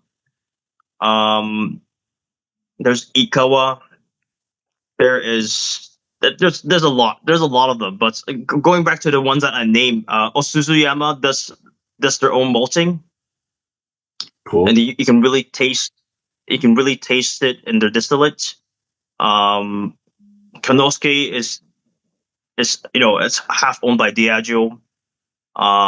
Because of the terroir, it does age faster than whiskeys up in the Honshu.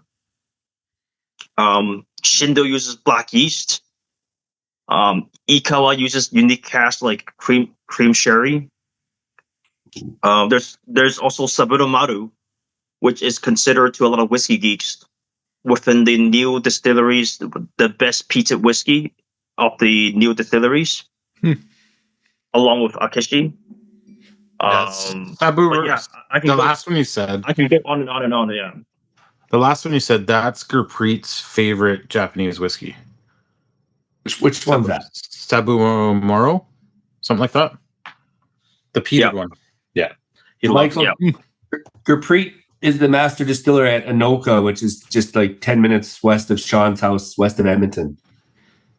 Oh, nice. Yes, I know of Anoka. Yes. Yeah, he's just in. He was just. I think he's in Japan right now. yeah, he is. Yeah, he's like we talked like we're whiskey nerds, and then there's like a whole other category, and then there's him that's above that category.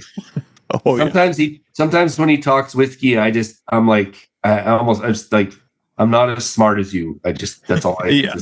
Totally. Like it's just I'm not on his level. But they're over there right now promoting. It looked like mostly the Anoka gin, I think, but he did have some whiskey with them as well. Yeah. Just going back to Kameda, they actually raise unagi eels in the distillery. So they really they focus on sustainability and recycle, reduce, reuse kind of thing. So they have some heat generator or energy transfer. The heat generated from the pot still gets transferred to raise unagis at like a room next door, because unagi eels needs to be raised in warm water. So that's a really interesting fact about Kameda Distillery. Interesting. They also sell the unagis, yeah. That's Because the reason why they're doing these kind of business is they want to do businesses that won't die.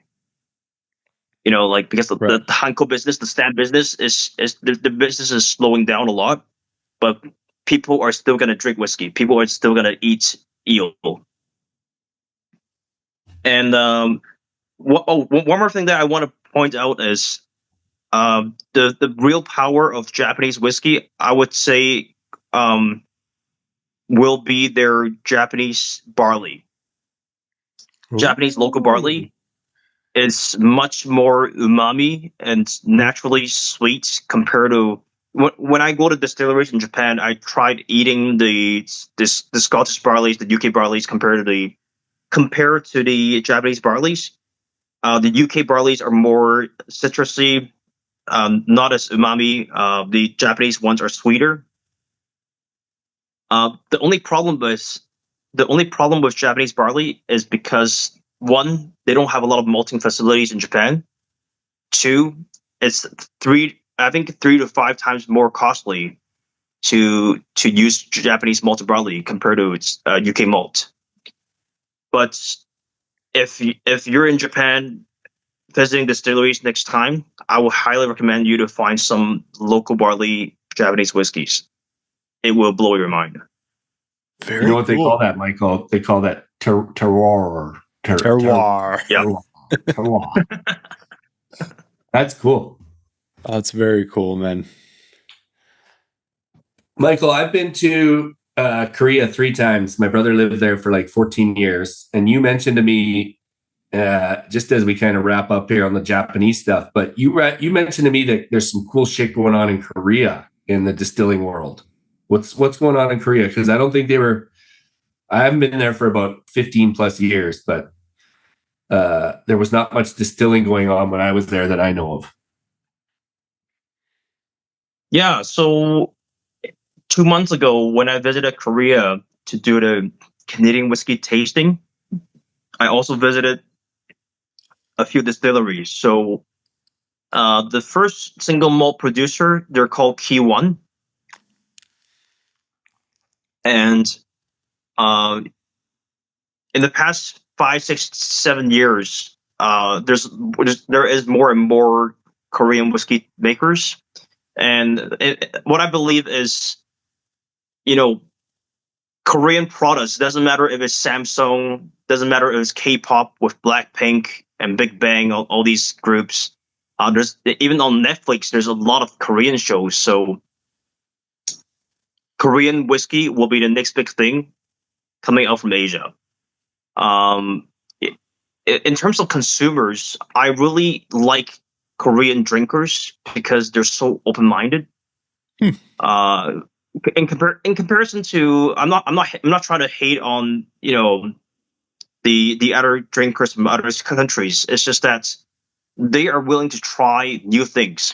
When I did the Canadian whiskey tasting in Korea, they were appreciative and they were so open-minded to try all these different grains, different cask types, and I do believe that Korea is a crazy market. Oh, sorry, Korea is a crazy market for Scotch and bourbon. I think it's one of the fastest growing markets in Asia as well. But anyways, sorry, going back to your question about Korea whiskey makers. So there's Key One, who's making really good single malt.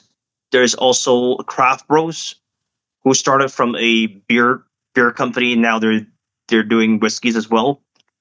There's also Hwasim Jujo. So Hwasim Hwashim Jujo's owner, Sumin, used to work at Arbeck as a bartender. Cool. So he's Very kind of cool. like the Korea's Takesuru-san. He worked in Scotland and on Isla for 4 or 5 years as a bartender at Arbeck, and now he returned back to South Korea to open his distillery, making roasted rice and roasted sweet potato whiskeys. Interesting. What? Cool. That's cool.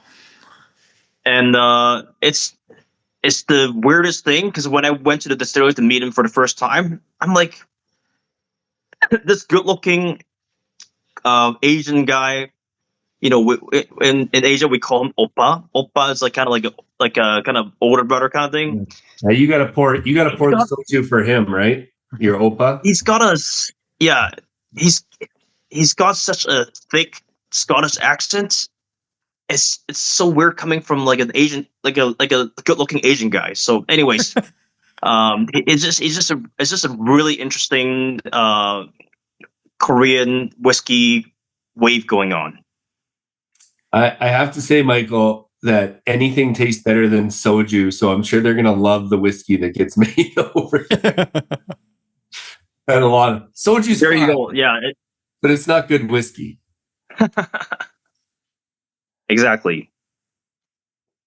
So the Japanese whiskey tours, are you just planning one for now, Michael? You want to give that a little boost? So are you just doing a tour with a bunch of friends, or are you turning this into like a bit of a business? Yeah. So currently, I'm hosting like private tours. So I am planning to bring people to Kyushu distilleries like Kanosuke, Mars, Shindo, and I think end of May I'm doing like a private tour to Chichibu. So because Chichibu does not let public, you cannot book a tour as a customer to go to Chichibu. You have to go through some people in the trade. It's either a bartender or kind of like an importer. So I am organizing some private tours to Japan because I can speak Japanese on a conversational level. So I'll be guiding whiskey lovers from around the world to go to Japan and to enjoy some Japanese whiskeys. That's Very super cool, man. Very, very cool. If anyone wants to do one of those tours, how do they get a hold of you? Are you on Instagram? Yes. You can find me at Whiskey Pang with WHISKYPANGG, or you can find me at Dram Alliance. Yeah, I don't even think Or I you follow you on Instagram. I think we're only friends on WhatsApp. That's all that matters, my friend. And here's one I added as we were talking. If you're buying a Japanese whiskey in Canada tomorrow, what would you tell people to go out and buy? Let's say I have a $150 bill in my pocket. I can only buy one Japanese whiskey in Canada. Let's just say it's available, the BC market. Let's say BCLS has to have it. That is a tough question. I would, you know what? I would actually go for. Nikka's Taketsuru. Oh, I saw that one that I was looking up. Named after the man himself. So that is a blended whiskey from Yoichi and Miyagikyo. So it's got like the floral, the fruitiness of Miyagikyo with a little bit of peat from Yoichi. So I think it's easy to drink yet complex whiskey from Nikka. I'm on it. I don't know if it's in Alberta or not. And can you tell Jared how to say Miyagikyo? So Miyagi, Miyagi. Yeah, Mr. Miyagi. Mr. Miyagi, and then just say Kyo. Miyagi Kyo. Yeah, we were pretty. There we go. Okay, we weren't too So far off. if you just break it down, it's much easier. But if you're trying to say Miyagikyo, it's a little bit harder. Yeah. Awesome. Thank you, man. Yeah, I'll be in Japan. I'm still waiting to hear on the itinerary from my wife, Michael, but I'm hoping possibly maybe we might be able to hook up. But I'll get back to you on dates fairly soon here. But yeah, I kind of I was gonna keep it a secret from you, but if you can make it, we'll be going to Chishubu, my friend. Oh man, Lisa. So go wake her up, right? Oh man, that's it will be. So we'll be visiting the Distillery 1, Distillery 2, their floor malting facility, and also their cooperage. Oh, dude, you gotta do that. A guy in Ottawa, Ken Bedford, bought me this bottle when I was in Ottawa. It's just like a thank you for whatever. Like this is I actually own a bottle from Chichibu. So yeah. Very cool. That is exciting. Well, thank you, Michael. I really hope we can make it happen. But also just appreciate you jumping on and kind of helping us learn a little bit here, because we are, for the most part, Irish and Scotch. We're not even great with Canadian whiskeys. Like I still feel like I have a lot to learn about the whole Canadian. I feel like we got like the smaller distilleries down, but we just don't really understand. Maybe it's not even a matter of understanding. I don't know, but it's hard. I feel like we're not the best at marketing. Like even living in I used to live in Vancouver just last year, and we're only exposed to the West Coast is only exposed to West Coast distilleries. Yeah, unless they're like a huge distillery, like unless you're like a Wisers or Canadian Club. Exactly. There are still so many small distilleries in Quebec and Ontario that I don't know about. Totally. Yeah, we're such a big country that it's hard to learn. It's hard to know about every single tiny distilleries out there. Yeah, that's fair. Well, we're going to do a Canadian episode coming up, and we'll teach the world all about Canadian whiskey. Perfect. 14 people at a time. Just like we're Japanese experts now. So if people come to us, we have the answers thanks to Michael. We know. Yeah. Michael, we're going to move on and do our pulling of the bung and review section, but really appreciate you jumping on with us. And what is it over there? Like 1 o'clock? Yep. Oh, yes. That's yeah. Before I go, I just want to thank Travis. Thank you, Jeremy, and thank you, Sean, for having me. And if any of you or any of the listeners are traveling to Las Vegas, Seoul, Taipei, Tokyo, Hong Kong, or Vancouver, you can always direct message me or Dram Alliance. We want to make sure that whiskey lovers are taken care of when they travel to these cities, and we can have a dram together. That's awesome. Very cool. Thank you so much, man. Appreciate it. Thanks, guys. Well, I mean, I'll most likely I'll see you in Japan soon, Travis, and when I visit Canada again, let's drink some whiskeys together, guys. Yeah, that sounds great, man. Sounds perfect. Cheers, Mike. Thank you, guys.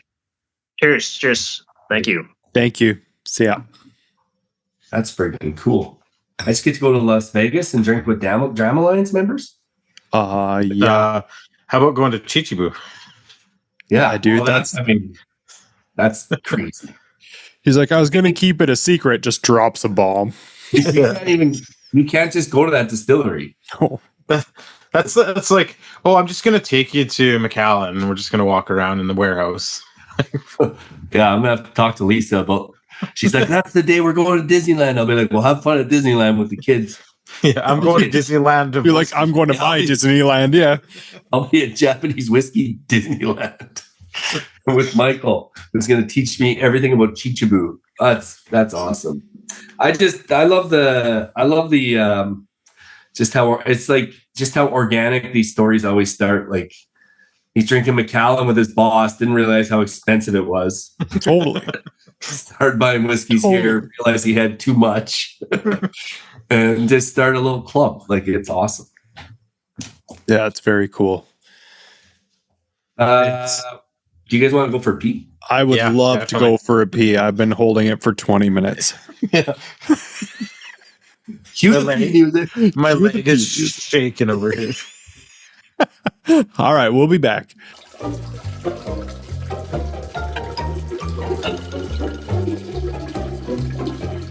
All right, guys, we're back. We're going to pull the bung. First, watch me split the G. Here we go. Can you split it while the pull the bug music's playing?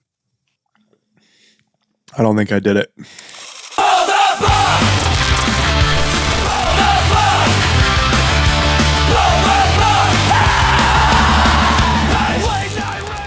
All right, guys, we're back. We're pulling the bung. I'm actually wetting my whistle with Nikka from Ben Nevis. I mean, from the barrel.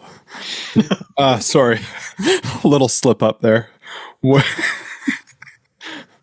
But From the barrel call itself now, It's still from the barrel. It's just still not from the barrel. Japanese whiskey. but they don't call it Japanese whiskey anymore. well, do they not actually call it that anymore? I think they stopped. I think they're following the rules because they're one of the big companies. So, because I think like a quick Google search even says that like Nikka owns Ben Nevis and they were producing whiskey to be included in blends back in Japan. Yeah. So they're labeling it properly now. It used to be labeled as Japanese whiskey. Yeah, I don't think they are anymore. Okay. Sean looks to be doing some research, but I think this is one of the positive changes that's happening is it's no longer Japanese whiskey. It's a world blend. A world blend, which is fine.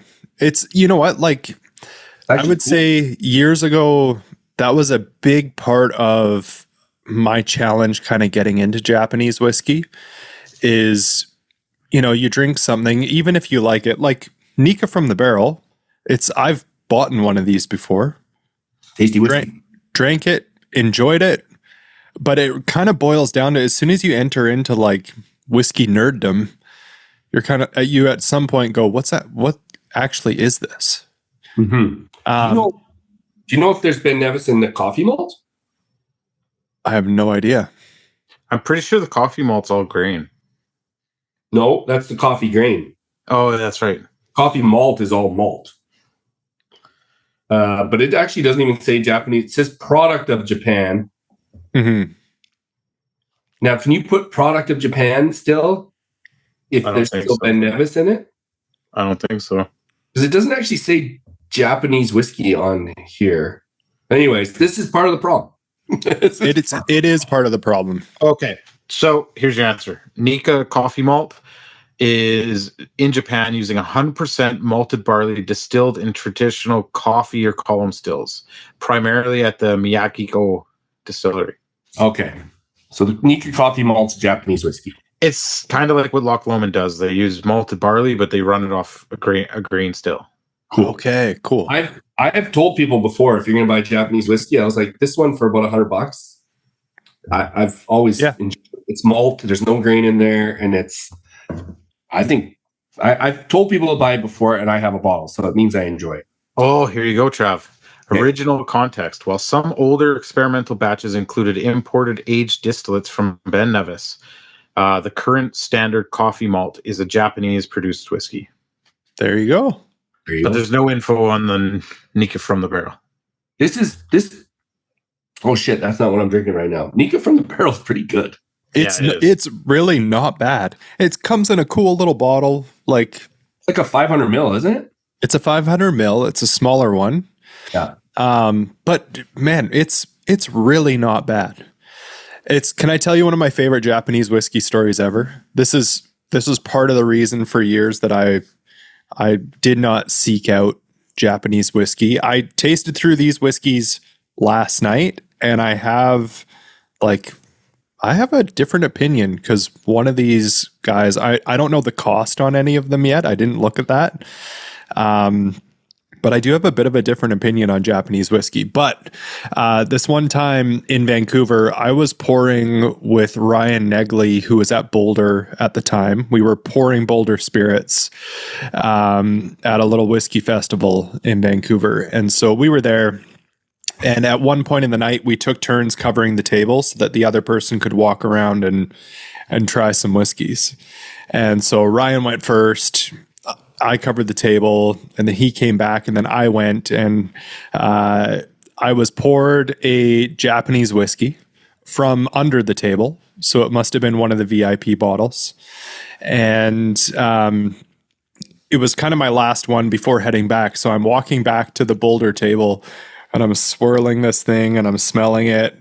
And I'm probably about 50 yards away from Ryan back at the Boulder table, and I take a sip, and I must have made a bit of a face or something when I took the sip.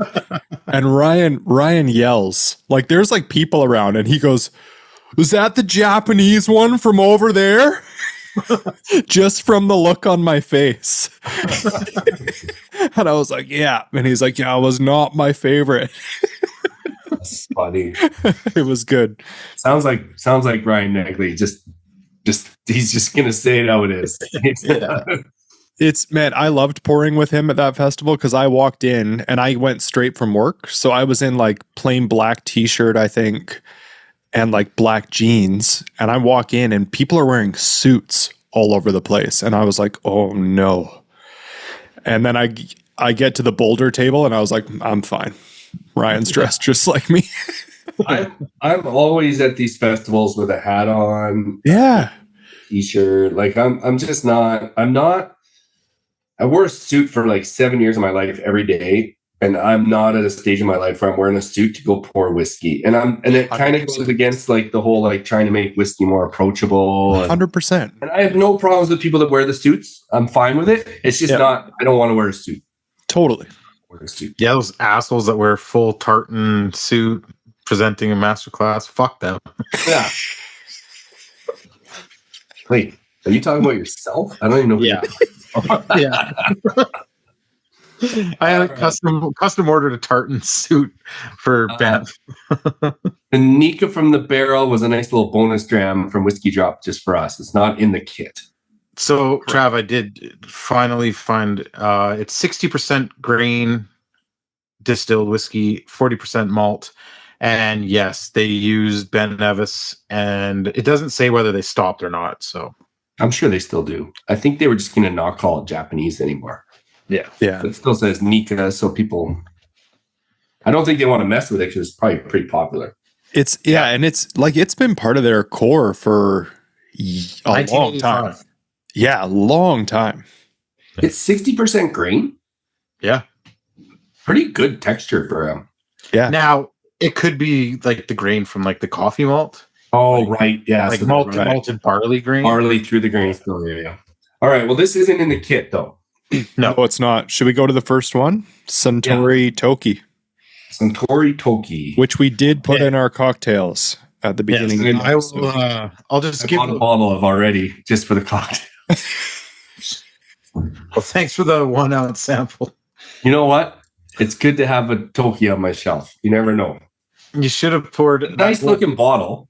It is. It is nice.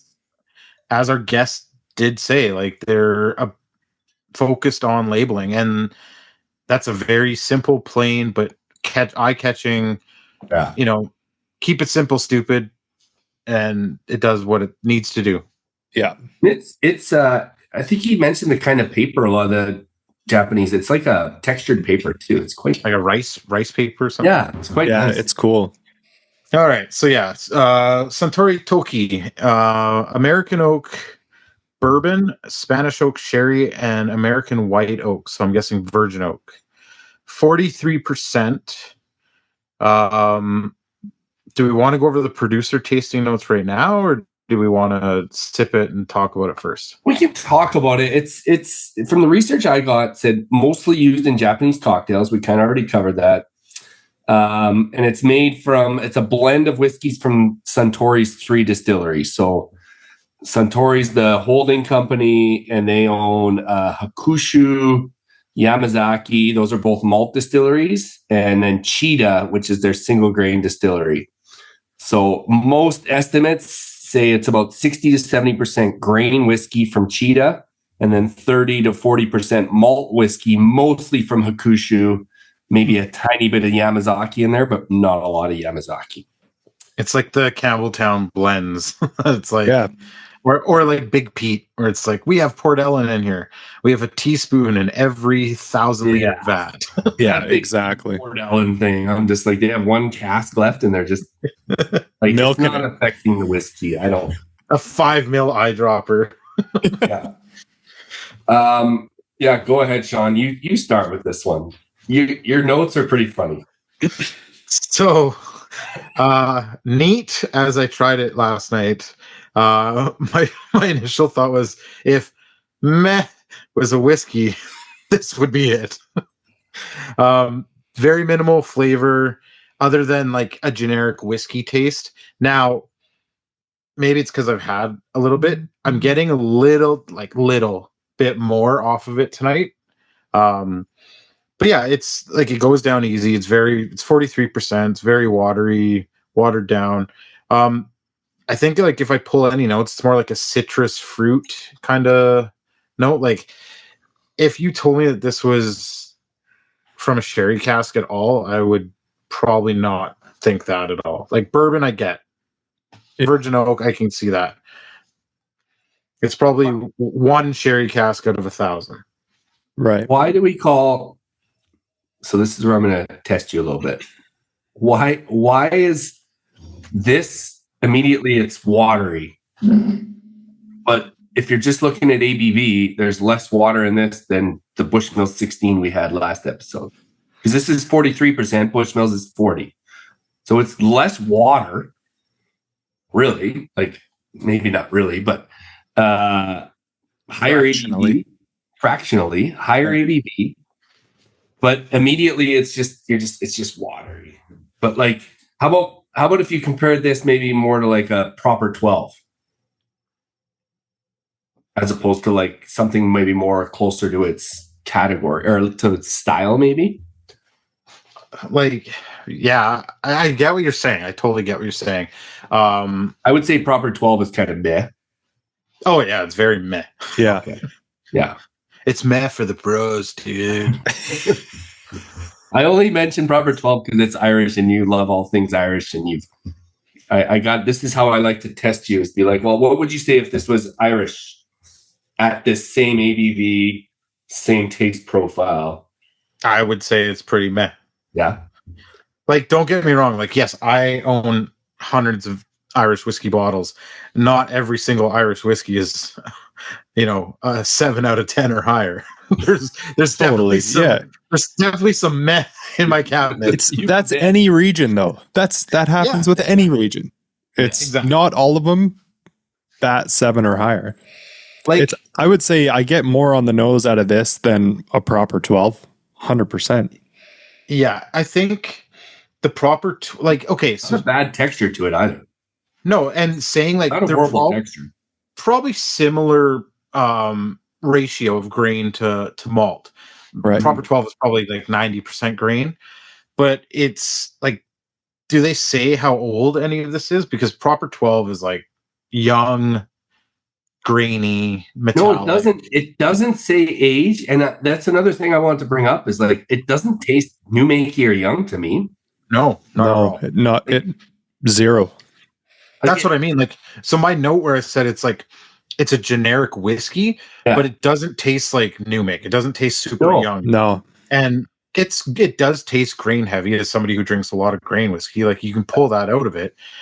And I'm guessing they're using decent casks. Like, they're not using fifth fill casks or anything. You get that, but it's just like when you say Bushmills 16, like even the 10-year, 12, any of them, it's just the casking, I think, is where the flavor of the Bushmills come through.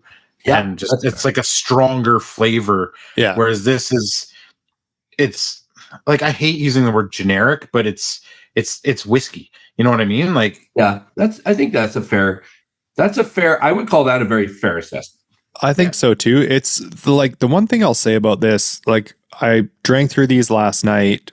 Man, the Toki disappeared on me very quickly. Like it's so easy to throw back that I was like, oh geez, I gotta like save some of this for tomorrow. Yeah, it's like it could be a golf bag whiskey. Like it really could be a golf bag whiskey. 100%. I enjoy this 100 times more than that Crown Royal we drank a couple weeks ago, or whenever we did the Crown Royal. It's not even close, right? So I didn't Crown Royal. I like it more than Proper 12. I like him. There's a nice. There's and so the man, if it's man, just in terms of like, yeah, it's kind of generic, but it's also like not offensive at all. No, not at all. Like I'm not saying it's bad whiskey by any means. Now, it's hard to say that this would go in my golf bag when we have green Dram in a can, which again, 43% blend of different styles. Yeah. But that is light years more flavorful and way better for going in a golf bag. No glass involved. No glass involved. Listen, we're not going to compare it to Dram. Yeah, no. It's whoa. Hey, here. But now I have a Toki and I have a Crown Royal from the last episode that I bought. And I'm starting to regret these experiments that I'm doing. But you know what the Toki is good for? I wrote this in my notes. Like somebody that is brand new to whiskey. Yeah. Throw this at them. Yeah, but if you have a Bushmill 16, you just throw that at them instead. Okay, but if you don't, I'm just like, if you really want them to like it, Lisa doesn't like single malt. She's a bourbon drinker for the most part. Yeah. I let her have a sip of my Bushmill 16. This was after we were kind of chirping each other the other night about Irish versus Japanese and stuff, and she was like, "This is quite good." She liked Bushmill 16. It is quite good. I would pour this for a wine drinker, a bourbon drinker. Totally. She liked it. So I kind of proved my point. I don't know if she would love this. I don't. So funny enough is when I was doing my notes last night, like obviously events yesterday led to a whole nother thing, but Erin was sitting beside me when I was making my notes and she tried all three of them. And this one, I've never seen her make a face like she made with this. She was just like, wow. Yeah, see, but that I don't get that because it's not off-putting to me at all. It's not off-putting to me either. She just said there was some note in it that she didn't like. Now, everything, what she ate, whatever could have affected it. But yeah, I don't know. It's I'll use an SMWS. It's a perfect starter whiskey. Yeah, it is. Yeah, it's the great way to sum this one up is like you start the whiskey tasting with this just to get the palate going, and it's not going to throw your palate in any direction. It won't affect it at all. No, it's a great warm up. 100%. It's like Costco whiskey. So producer tasting notes: nose, basil, green apple, honey. Taste: grapefruit, green grapes, peppermint, and thyme. I got the green apple last night, not tonight. Yeah, interesting, eh? Yeah. I don't have I still get more citrus than anything. But it was open for a lot longer tonight before I started drinking it too. For me, the texture is better than I thought it would be. I'll just say that because my nose is a little off tonight, but my palate is picking up texture, and the texture is better than I thought. Yeah. We'll talk about the pricing and everything later.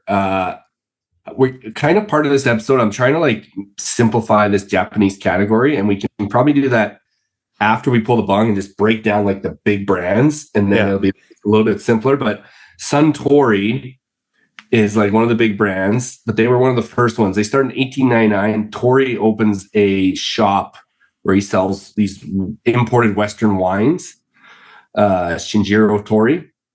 So Suntory has those 3 distilleries that are in this blend, right? Mentioned them earlier. Yep. But they make everything: spirits, beer, soft drinks, everything. So he actually hired Masataka Takatsuru to design Yamazaki Distillery.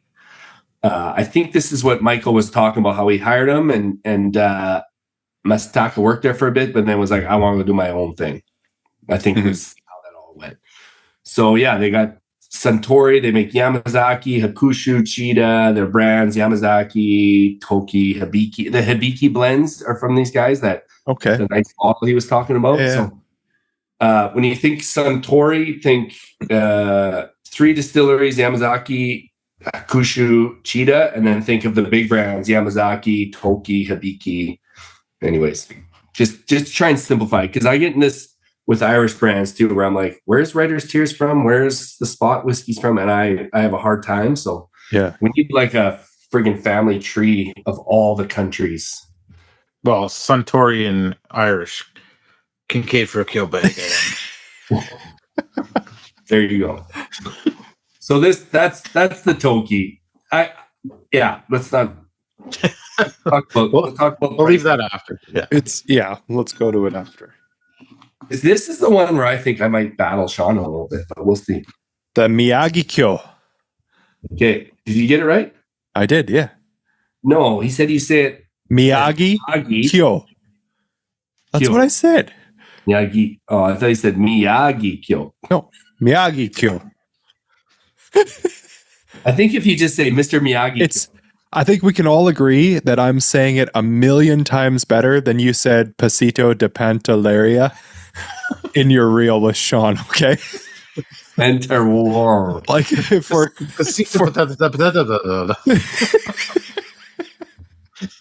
when he said that, I was like trying so hard not to. I was actually dying laughing because you kept doing it every time you said it.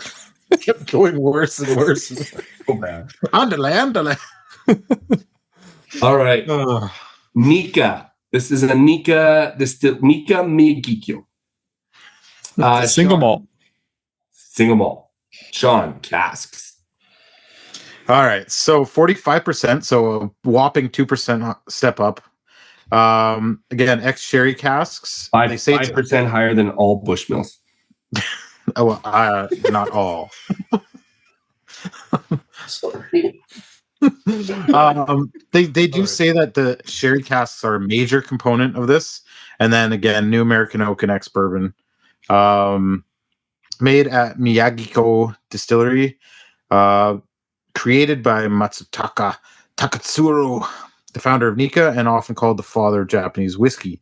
Yoichi, bold, smoky coastal style, and Miyagikyo is softer, fruitier, elegant.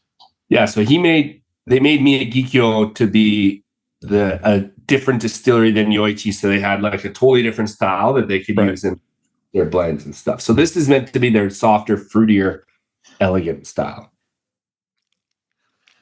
So the distiller is built in 1969. He chose a site in the mountains of Sendai to contrast with the first distillery, which is located on the coast. Using way less peaty malt and distilled in a pot still heated by indirect steam. Miyagikyo single malt has an elegant fruitiness, distinctive aroma, and a strong sherry cask influence, which I don't get.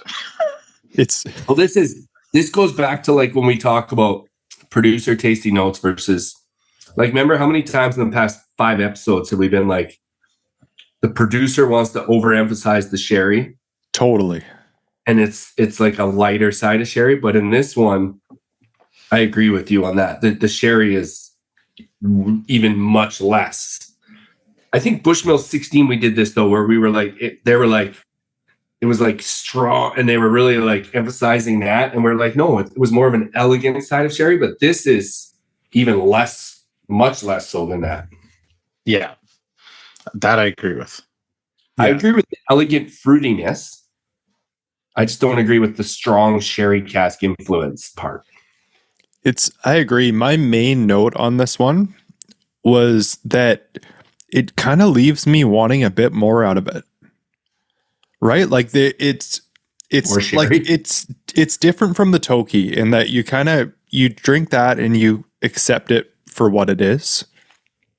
This one I drink and I go, okay, there's some like really good elements happening here. but I wish there was just like a bit more out of it. Does that make sense? Well, is Japanese whiskey, because they put so much emphasis on the blending. Like it's like their big thing. Are they blending so much to the palate of the Japanese drinker where they're trying to create this like ultimate elegant, smooth, easy drinking whiskey that it just doesn't hit some of our palates that are looking for things that are bigger and brasher? And Canadian drinkers, we love our sherry bombs, we love our peat. Is this just it's like, aimed for a different market completely? I think that could totally be it. Like as you're saying that, in my head, I'm going, okay, I'm a guy that freaking loves a Lecheg like tire water whiskey that slaps you around when you drink it. So I drink this and I like, there's nothing wrong with this whiskey at all. Like there's really nothing wrong with it. So maybe my palate is like, oh, I wish it just would like give me a little bit more, but is it crafted this way specifically for Japanese palate? Probably.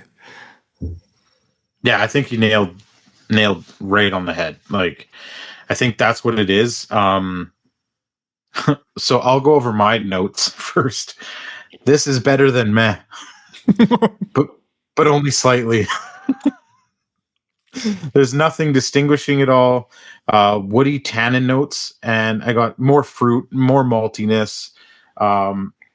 It's a step up for sure. Now, I think if I don't know if higher proof would have done it, or if, like you said, they blended it specifically in a way that to me, it like blended out the character of it and just made it, appeasing. And like, if you want to use the word elegant, well, this is like elegant. Like you got dressed up all elegant, ready to go, and then you just fell asleep on the couch. No. Yeah. Okay. I would say you're like, this is a bit of a step up. I would say this is a significant step up from the Toki. Like it's a pretty big step. Like we're talking different leagues here at this point. That jump was big. Trav's being suspiciously quiet. No.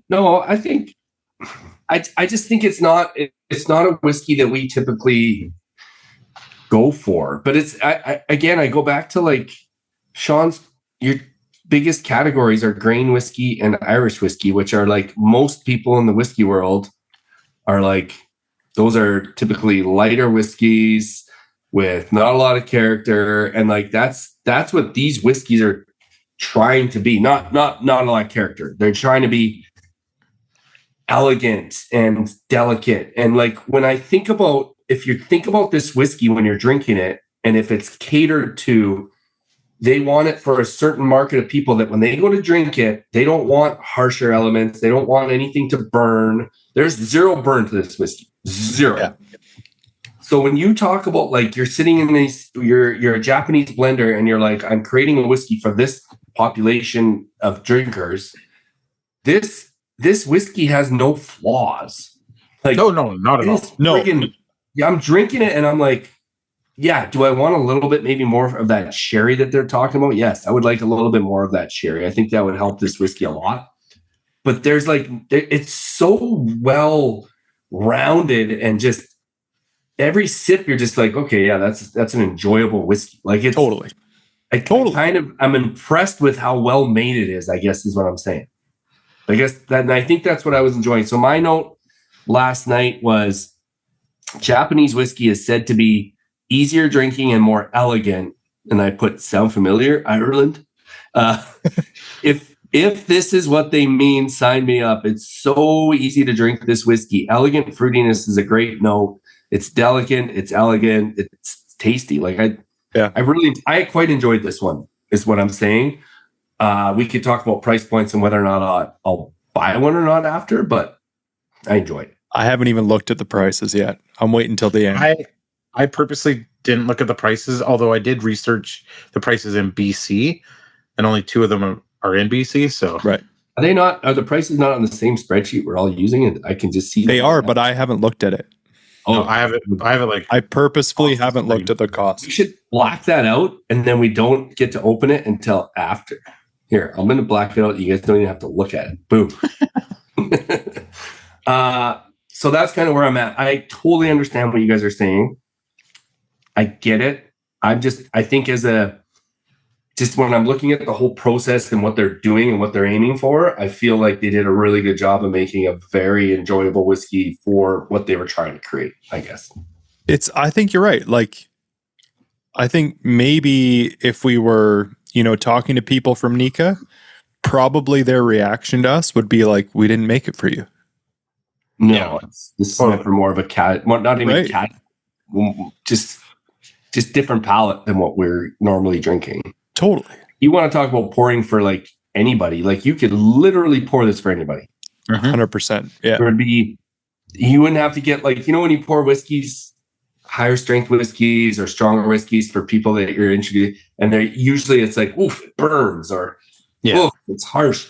This, you wouldn't get that reaction with this. No. I don't think anyone could say, oh, this burns drinking it. Maybe, No. but yeah. That's the Nikka. That's the first time I ever had that whiskey. And Same here. Yeah. the problem is, if I bought a bottle, well, we'll talk about that. Let's not even get into that. I will candidly say, when I was sipping through these last night, I was like, huh, okay, all right. When previously I've been a little standoffish with Japanese whiskey. Well, we all have though. Yeah. And I think we talked to Michael about it, and we've kind of addressed it, that we all have been standoffish for reasons that we kind of mentioned, and it's legislation, it's labeling, it's not knowing what we're buying. And hopefully maybe after this episode, maybe there's one whiskey that, based on what Michael pointed out, like that Taketsuru, the Nikka one he recommended. Yeah. Oh yeah. Like, I want to go try it now. I trust him. He seems to know his whiskeys pretty well. Like and he understands our palates as well as like where we're from, what we drink. So Totally. if he's not going to tell us to go buy the Toki, and then you know what I mean? Yeah. He knows that our 14 listeners like a good hardcore whiskey. But obviously I'm not looking at the price of these ones, but even today, because I know you were trying to push buttons with me in our group chat. I was not pushing buttons. I was stating facts. And then a couple guys chimed in, but they basically made the point that for friends of ours, very close friends of ours, that the level of enjoyability of Japanese whiskey starts at such a high price point that it prices it out. And I think that's also a big portion of where my bias comes from, is that it's the price points to get the good stuff. There's other stuff that I can get from elsewhere in the world that I'm spending less money on, that I'm probably going to enjoy as much, if not more. Well, we can talk about that after, because all three of these whiskeys are affordable. So if there's one of these that you're like, oh no, this is pretty good, we can say, well, there's at least one Right. that we would recommend for under however many dollars. So, but I totally agree. This is one of the reasons why I wanted to do this. When Rachel mentioned doing Japanese whiskeys, I kind of felt like we could all learn a little bit more, and I don't want to be as scared of the whole category based on all the things we've discussed. So Totally. Yeah, and I will rescind my remarks that we made in private that this is a stupid idea. It was a great idea. You were fresh. I think you were almost at the end of a week at work, and I always take what you say. Yeah, you're looking at my work schedule. Oh yeah, he's been there for a week. Okay, we'll leave him alone. Sean, we actually, that day we got the most epic voice note from you ever. It was like you were so done at the end of your work week. You're like, okay, I guess. I'm not crazy about the idea. Like just do whatever. I don't even care. Just do whatever. I want. You know what? Yeah, sure. I'll drink it. I'll probably just pour it all out, but I'll do it. Show up. I'll see you guys. Yeah. It was. I was dying laughing. It was my favorite. I need to find a way to save it so that we can replay it. It should be one of our intros. The intro to the episode. It was so good. Remind me, did Rachel pick these whiskeys for us? Yeah, but none of us had any idea what we were drinking. Right.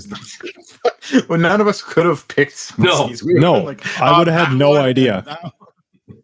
She's like, oh, that's a Korean whiskey. Oh shit. This one. That's from I don't know. Yeah. Kentucky. Kentucky. Oh, with a Japanese samurai on it. In Kentucky. Samurai. They're putting samurais on Kentucky whiskey now. Well, if they want you to buy it, they want Travis Watt to buy it. They will. They're like, we know one customer. Okay, whiskey number 3. All right. This is the distillery. This is the distillery I'll be going to, right? Yes, this is from Chichibu. Okay. From Chichibu. This is exciting. So, initial maturation in a variety of casks, but not specified. After blending, the whiskey is finished in French oak red wine casks. More specifically, many batches were finished in ovums, which are egg-shaped French oak casks that used to age bourbon or Bordeaux wines. So I've never heard of an ovum before. I don't know, like never heard of it. A port pipe looks kind of eggish. So you think it's similar to that? I'm guessing. But you like Bordeaux, aren't you a wine guy? Yeah, I like Bordeaux wine. Did you know what an ovum was? No, never heard of it. You just drink the wine. You don't nerd out on the wine. It comes in a bottle. It looks like this. I'm happy. Yeah. But I mean, get nerdy about so many categories. Exactly. It's true. So blended malt marriage of whiskeys from both Chichibu and the closed Hanyu distillery, as well as Scotland.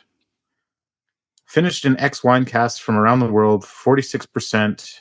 In 2008, Chichibu Distillery was opened by the founder Ichiro Akutu, and it was the first new distillery to open in Japan in 3 decades. Ichiro's grandfather owned the famed Hanyu Distillery, which closed in 2000.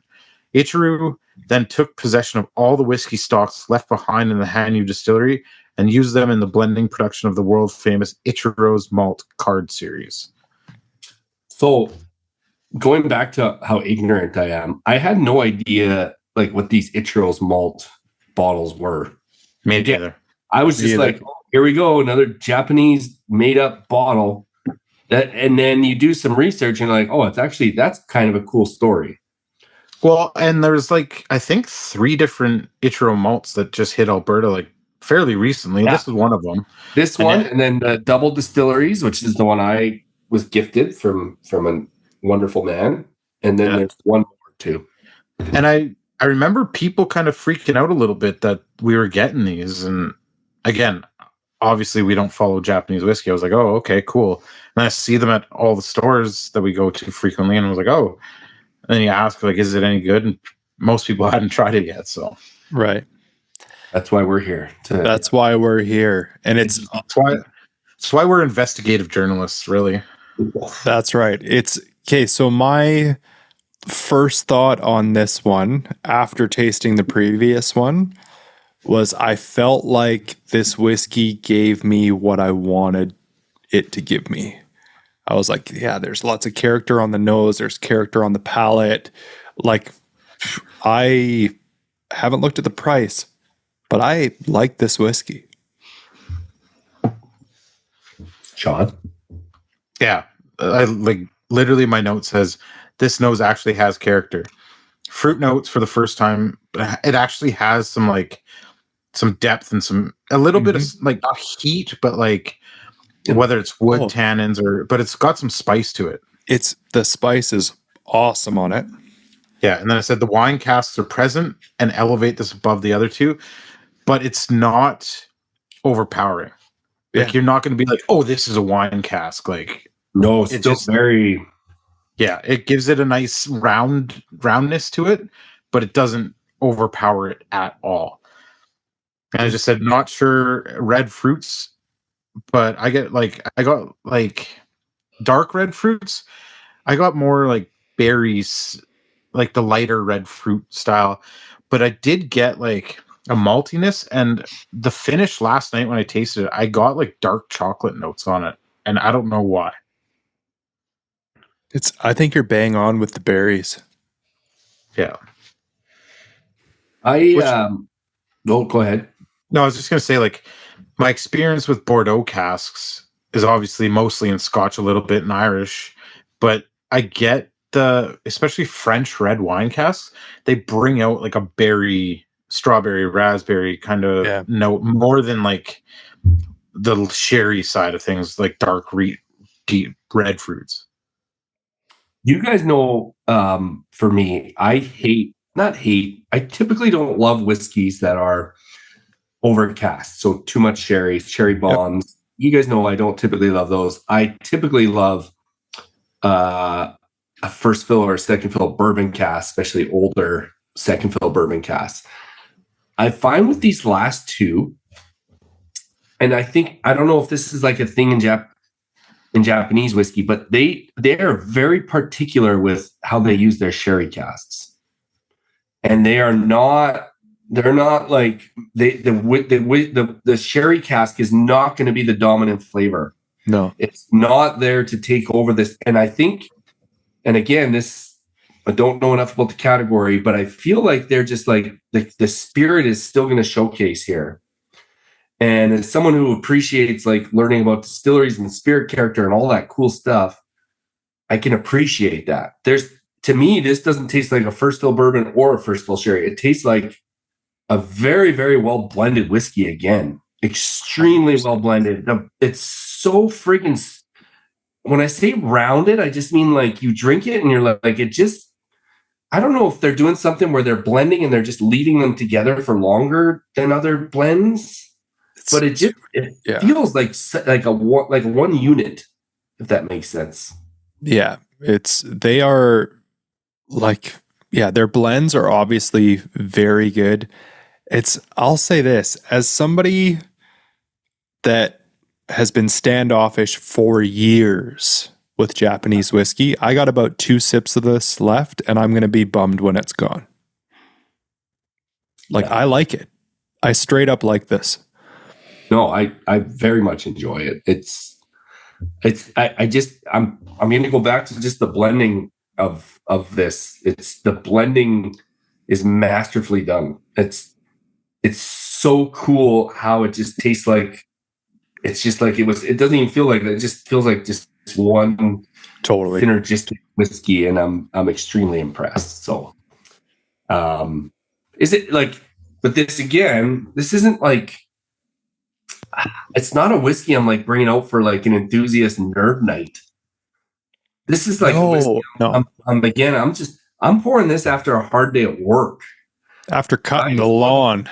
Yeah, and same with number 2. I would do it with number 2 as well. Yeah, I would pour either, but just like, I just want something that's going to taste good. It's not going to burn. It's going to just be easy. Yeah, easy might be the wrong word, but you know what I mean, right? Yeah. It's not challenging. It's not something that you got to sit there and concentrate on. It's something, even like put on a movie and you just want to have something. You pour a full bulb deep. And I'd pour a full Glencairn into this and I'd have no problem drinking it all. 100%. Yeah. This might be the best representation of like, I think what we've learned tonight in terms of like what Japanese whiskey is, how it differs. Yeah.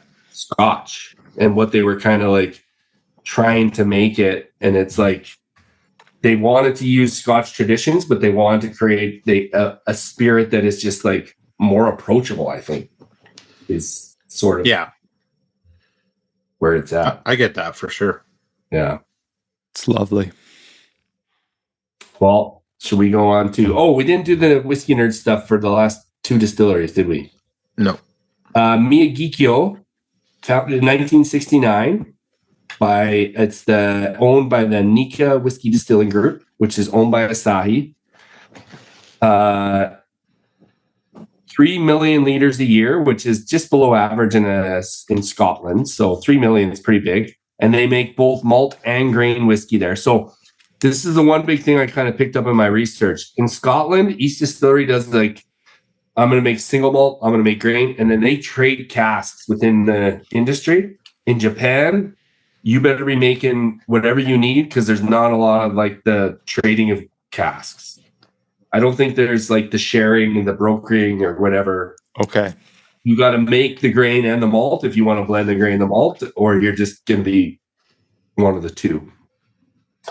And again, this is Masataka Taketsuru, founder of Nikka.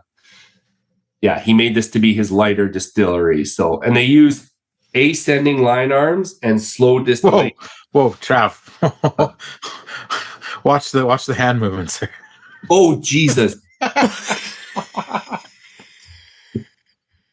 I mean, we are in Alberta, but still. They use ascending line arms and slow distillation to create more copper contact and that lighter spirit. We can't make this a real pen. It's a pen now. That's the line arm. What we should do is make this a reel of just like start it right after I say that. And then people will be like, why the fuck are these idiots giggling? You picked up on that quick. Oh my God. Why did I get so excited to do that movement for the line? It was just a line arm, but I'm excited about the line arm. You mean a white arm? It's extending. It's ascending line arm, slow distillation, so they create more reflux, more copper contact. Anyways, you get it. And then Chichibu Distillery, which is where I'm going in May with my good friend Michael, opened in 2007, so fairly young.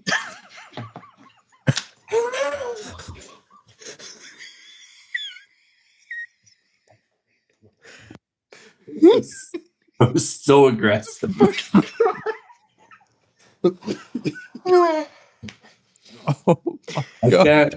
can't recreate it. I just have to just watch you laugh and wait till you're done laughing. I'm trying to read the info here, John. Our new 2-stack shirts that you can buy are very absorbent. Tears. Whoa. I was like, what are you yelling at me for? Oh, no. No. We might got some new followers from that, actually. 3 new followers. Okay. Just don't let them in the group chat. Oh my God. Chichibu Distillery, guys. I'm going there. I don't know. Maybe take some pictures of their line arms for us, okay? Yeah, I'll take some pictures of the line arms. I won't recreate it. So the original Chichibu Distillery, which is where I'm going with Michael, only makes 60,000 liters a year. That's very small. 60,000? 60? 60,000. 60,000. That's insane. Then they added Chichibu Daini, which makes another 240. So up to 300,000 between the two distilleries. But, who do they think they are? The Cologne? Of yeah. You're not Cologne, Chichibu. So anyways, there's the nerdy stuff. Should we do buy or not buy? Let's do it. Yeah, I'm gonna unhighlight the prices here, just so you guys can see them now. Okay, unredact them, like some certain files should be unredacted. Yeah, we're unredacting. All right. So, whiskey number 1. I bought one of these yesterday, but that shouldn't come into play for this. I bought it for the show, for the entertainment. Okay. This is $68 in LCBO and SAQ. Alberta, it's around the same. So this even BC it's 65, so it's across the board. With taxes, let's just say it's $70 for a whiskey that you are literally creating just to be in cocktails. I don't understand how that's a thing. So In Alberta, a bourbon at a cocktail restaurant, like let's say Buffalo Trace, it's like a $35 bourbon. That's your cocktail bourbon. $70 is not a cocktail whiskey. I was just going to say, we directly compared it to Proper 12, Yeah. which is what, $30? Yeah. 35? Put it this way: if I want something cheap and light that I'm going to put in a cocktail, I'm probably going to grab Bushmills Original or Black Bush. Bushmills Original is like $30, if not less. Bushmills 12 is like $50 right now, isn't it, in Alberta? It's like 65, 70, but the 10-year-old, which is just bourbon and sherry cask, single malt, and that goes for like $55. Yeah. I'm actually regretting it already. I would never buy this. Well, that's why I didn't buy. You did pour me an ounce for this awesome cocktail that you can see my shelves through. Yeah. Is there a better cocktail I can make with it? I don't know. Probably. You know what, though? It'll just look good on the shelf, and people will be like, see, he supports all whiskeys. There you go. Totally. I'll just look right here beside. Beside 2 stacks? Don't put it there. That's in the world whiskey. The world whiskey category. Okay. I don't even know who would. I don't even know why any enthusiast is buying that for $70. I don't know why. This is one of my biggest do not buys in a while. It's because it doesn't add up, right? Our direct compare was Proper 12. We all agreed it is better than Proper 12, but not like $40. Not $40 more. We're throwing it in cocktails, like double the price. Maybe throwing it in cocktails. You're throwing it in water. You're taking a really watered down whiskey and throwing it in water. And the rest of mine. Yeah. But no, I agree. Like, it just doesn't make any sense. Suntory is going to be fine without us. They might not sponsor us for a bit, but they're going to be fine. They're going to be just fine without us. That's a no buy for me. That's a 100%. If I want to support Suntory, I'm going to go buy a Kilbeggan. Hashtag Kincaid for Kilbeggan. And you make a cocktail out of that. So they own day long. Well, they own, yeah. They're all like Cooley, Kilbeggan, Tyrconnell. Where's he going? I don't know. He's pieced out. It's that group of companies is so confusing, honestly.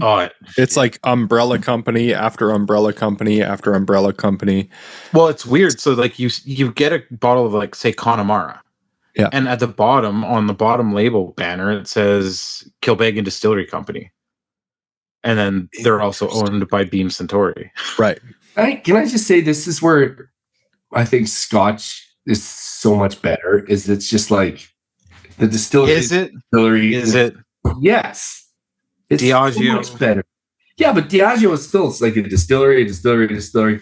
Ireland and it's like this company owns, and then they make this brand out of this whatever. Like Middleton's a distillery, but they make so many different brands from that distillery, and that's where it gets confusing.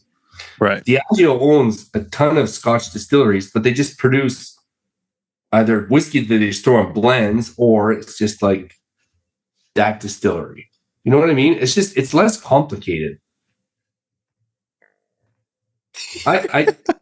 Sean, I go to. It is less complicated. It is. Most people don't know who makes, Writer's Tears, the Spots, Kilbeggan. Whatever. Like it's complicated.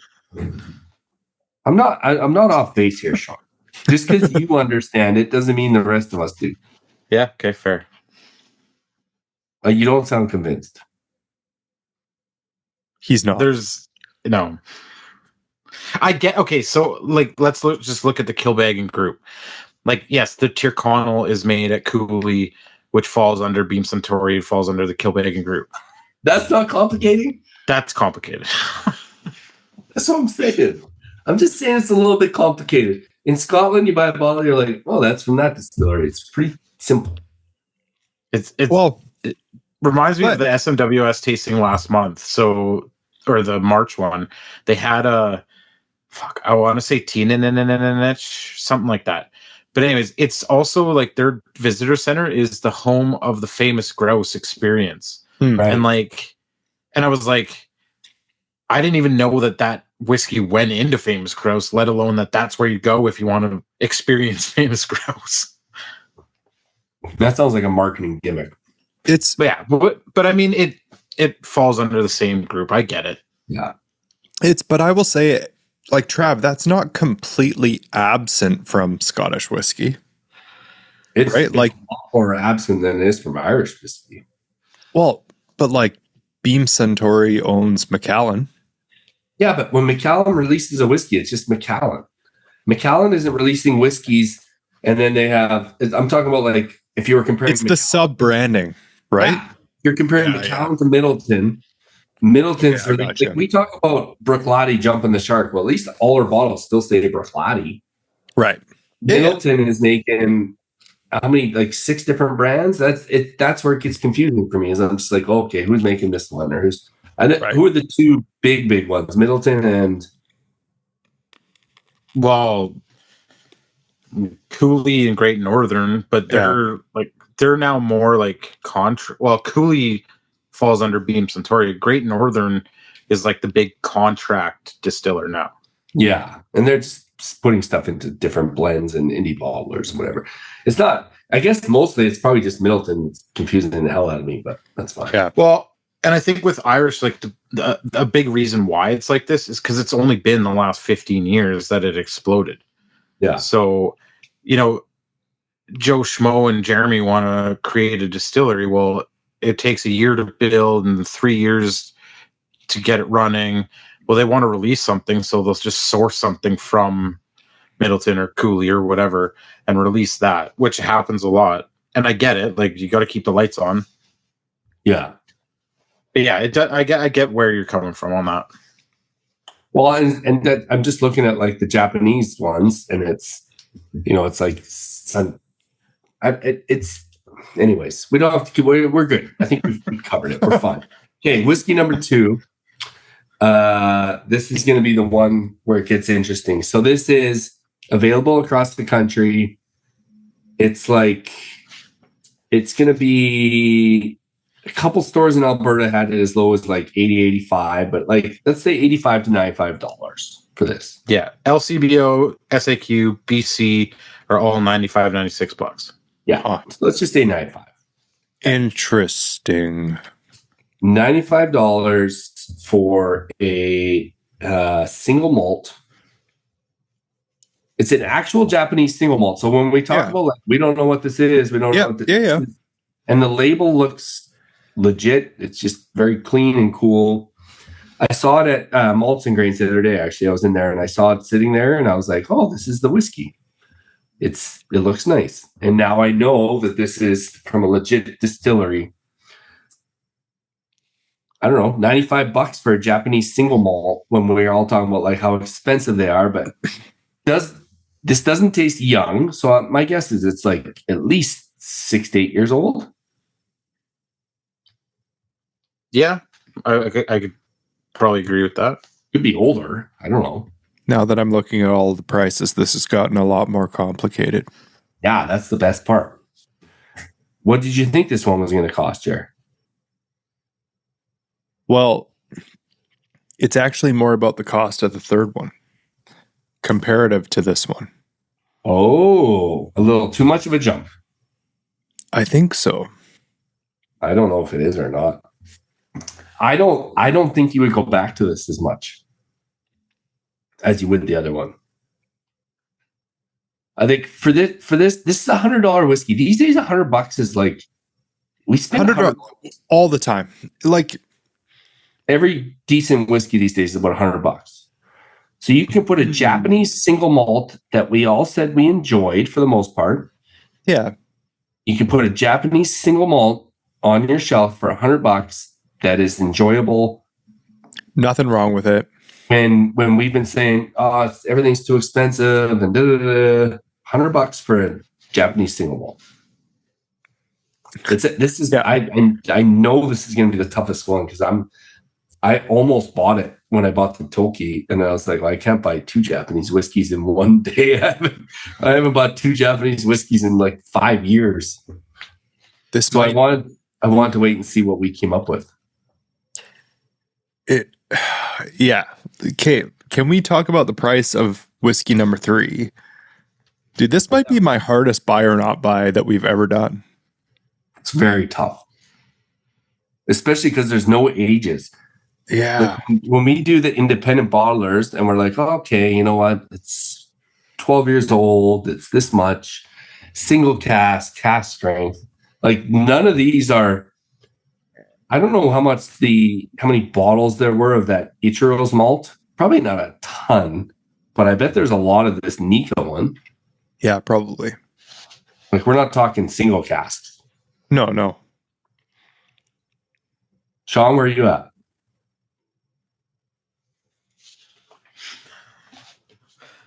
I don't know. Use your words, Sean. Probably, like, honestly, I'm not buying any of these. But if I had to pick one for value, I'd probably go with the Nikka. Number 2. Yeah. Number 2. Oh, I know. See, that's the fucking problem. Like, I like number 3 way more. But it's $140. I don't know if that's For $100 whiskey. For an NAS, that's 46%. And like, it was better than the other 2, but did it knock my socks off to the point where I feel like I'm going to go out and buy it? But if there was one that I would probably buy just to have it on my shelf, I would probably go with the Nikka. Interesting. It's hard. It's hard. This is almost frustrating, actually, because when I tasted them without knowing any of the pricing, the number 3, the Ichiro's malt, was my like clear front runner. But then when you start, is it $50 better than the Nikka? No, that's the problem. Yeah. Now, if the Nikka was say 110, and the Ichiro's malt was 135, 140, different. It'd be different. But if that gap was closed a little bit, but this is tough, man. Like, it's crazy because Bushmill 16. What did we say that was when we talked about it last time? It's cheaper than this. It's cheaper than number 3. Oh yeah, by far. Yeah. Like regular price is cheaper or right around there, and then you can always find Bushmill 16 for like 100, 105. And it's 16 years old. And it's 16 years old. This is non-age statement. It's non-AS, and the sherry is not super prominent. This is interesting because I thought we were going to come into this, and when I saw the bottles on the shelf at the store, I was like, you know what? Maybe I'll buy number 2. But then I was like, you know what? I need to talk about this with the boys because number 3 was really good. It was very good. Like tasting these last night, I was like, all 3 of us are going to pick this one. That was genuinely my thought. But it is. We did until this moment. But all 3 of us picked it as our favorite. Right. But and this is why I love the buy not buy segment, because we are now saying, if you had to choose between spending $90 on this versus $140 on this, where are you spending your money? And man, I'm going.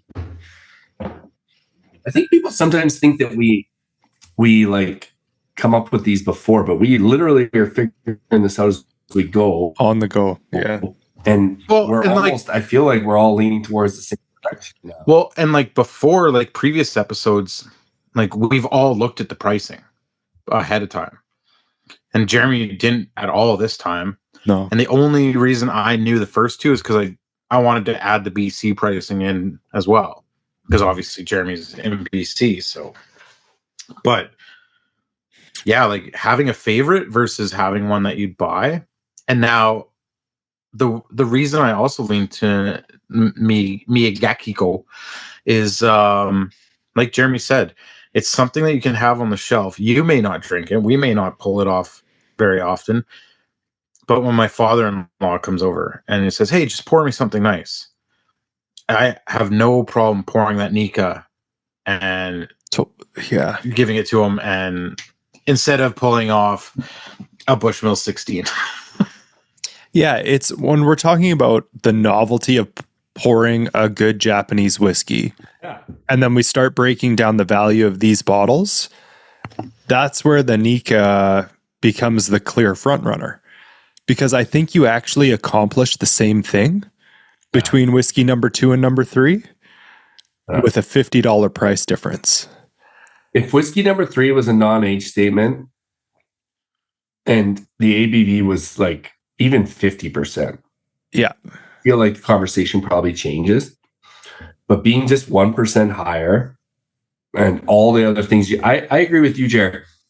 I actually think having a bottle of this Nikka Miyagikyo on your shelf and be able to be like, this is a Japanese single malt. This is like legit cool Japanese whiskey from a cool distillery with a cool history, and you're going to like it.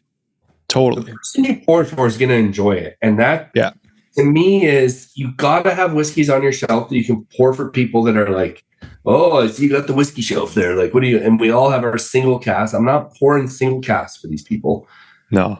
You got to have cool stuff. And that to me, it's like the Bushmills Causeway. Oh, like, yeah. You're like, I'm going to pour you a cool Irish whiskey that's approachable and enjoyable. Bushmills Causeway. Here's Japanese whiskey. It's Nikka Miyagikyo. Totally. I think we figured this out. I think we did figure it out. And if you start looking straight value for cost, so $140 for Ichiro's malt wine, like, dude, think about what $140 can get you with like single cask nation. And draw that comparison. Like, how about some Canada Cloud Cask? Canada Cloud Cask. Like, it's not even close. When you start drawing those parallels, it's not even close. So I have now shifted significantly. But sub 100, like 1995, you're like, okay, now it starts to make sense. Sub 100 for like, dude, we all liked that whiskey. There was nothing wrong with it. You get the novelty of the Japanese whiskey, and it's less than $100. That makes way more sense to me than 140 on Ichiro's malt wine, even though it was all of our favorite. I'd rather put my money elsewhere. I'll touch on something that Trav also pointed out is going into this, like, we're not Japanese whiskey people, and Suntory, we know that name. Nikka, we know that name. Mm-hmm. Ichiro's malt, we had no idea. Travis thought it was just some like novelty name that they put on it. Yeah. So you learn it. So pulling an Ichiro's malt off a shelf for somebody who knows infinitely less than us versus a Nikka, where they probably have heard Nikka before or seen the name. Totally. So they're going to be like, oh, that, I know that. So that goes into it as well. Well, the Nikka Miyagikyo label is quite classy. It looks, most of these labels are classy, but it looks very like you put it on your shelf, it'll look good. Yeah. All right. Let's do this then. Let's just wrap this up. So the not buy is the Suntory Toki. You could buy. We probably won't. But it is enjoyable. It's very good, but we probably won't. With the three of us, probably aren't buying a ball. Yeah, no, correct. Maybe don't buy. Maybe don't buy this one. Is the Ichiro's Malt Wine Reserve, but buy a tasting kit, and you can at least say you tried it. Totally. Yeah, that's the way to go. Honestly, for all three of these, that's the way to go. This is a perfect example of where the tasting kit makes the most sense because you get to try them and be like, "Oh, that's actually really cool." These guys were all right. Mm-hmm. Always right. We always somebody's going to buy a kit and be like, "The Toki is the best one in here. You guys are idiots." Someone full power.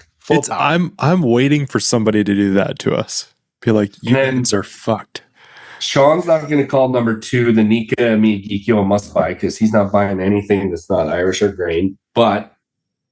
We'll say it would be the buy. It would be the buy. I'm buying a bottle because I actually think having a bottle of that would be really cool. And I think it would be a good addition to a shelf that is lacking much other than Scotch. My Irish shelf is like even getting pretty. So you know what? I'm buying a bottle. I'm actually gonna take the Toki back and be like, there's tainted. This Toki's tainted. I want my $60 back, and I want a Miyagikyo. No, I want a Nikka. Miyagikyo. Yeah. Like this tastes like soap. I think there's adhesive in it. Yeah. There's some soap in this whiskey. Did they use the polycone cork on that bottle? Have we all, Japanese whiskey wise? Sean, you're going to be the hardest to convince, and I still I'm like this.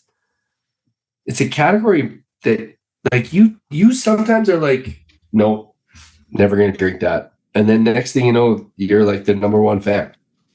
Could this be a category like that you just all of a sudden are the fan of? No. Straight up no. I'm going to jump in here because I will be more adventurous for it. I will be more like if somebody has it, and if somebody has like something that they're like, you should try this for a Japanese whiskey, we'll try it. But maybe from one of these new distilleries that Michael's talking about, like the up and comers. Yeah. Totally. I think that like tonight has made me for sure want to be like have more of an open mind for Japanese. I think the issue we're going to run into, because we all know this, is going to start to be the value of it.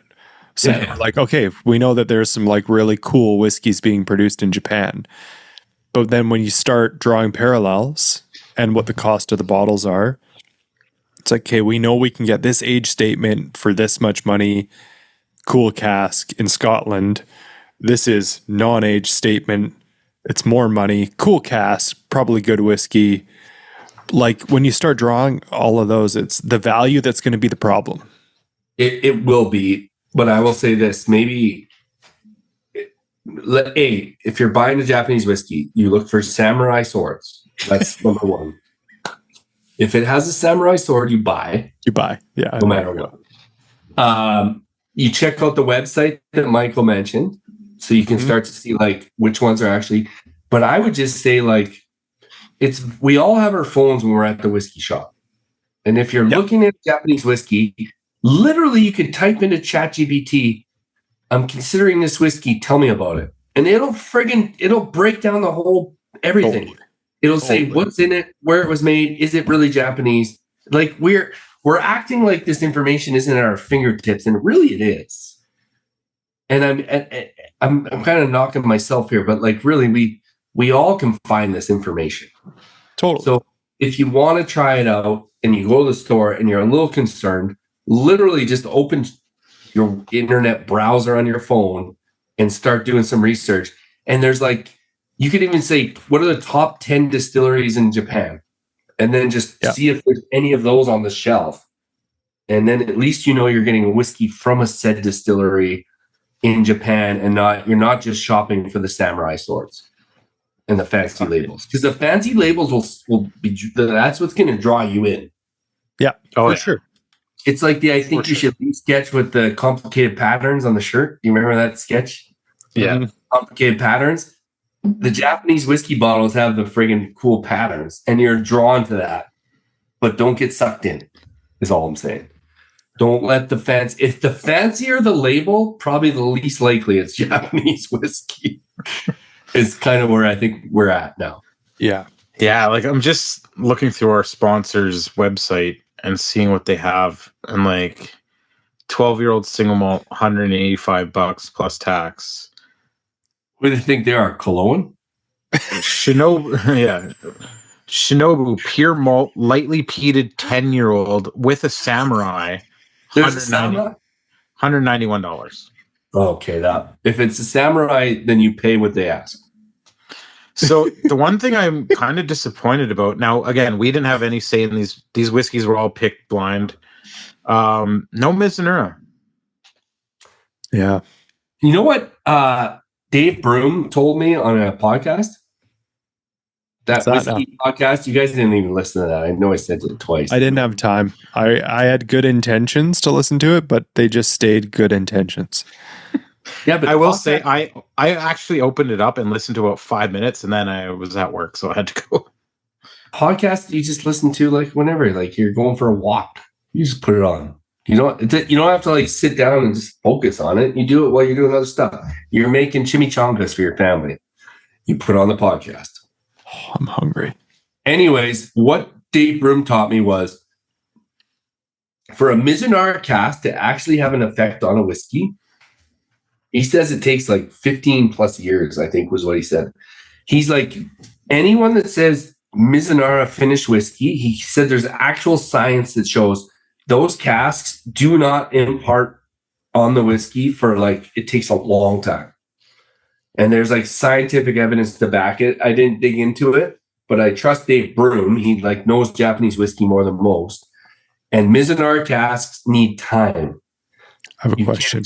You can't just get Mizunara influence from a quick finish, is what he was saying. I have a Okay, thought / question. Is this... No, go. Let me go. So there's science that backs this. Yeah. Would this be akin to the science that says that longer fermentation periods don't affect the flavor of a whiskey? When we all drink longer fermentation whiskeys and go, there's something different about them? I trust Dave Broom more than said science that you're referring to. All right. That's fair. I'm just asking the question. He just said that there's a thing with Mizunara wood that you can't just throw a whiskey in and be like, oh, it's Mizunara. And Sean, you've talked about this with other Mizunara whiskeys before.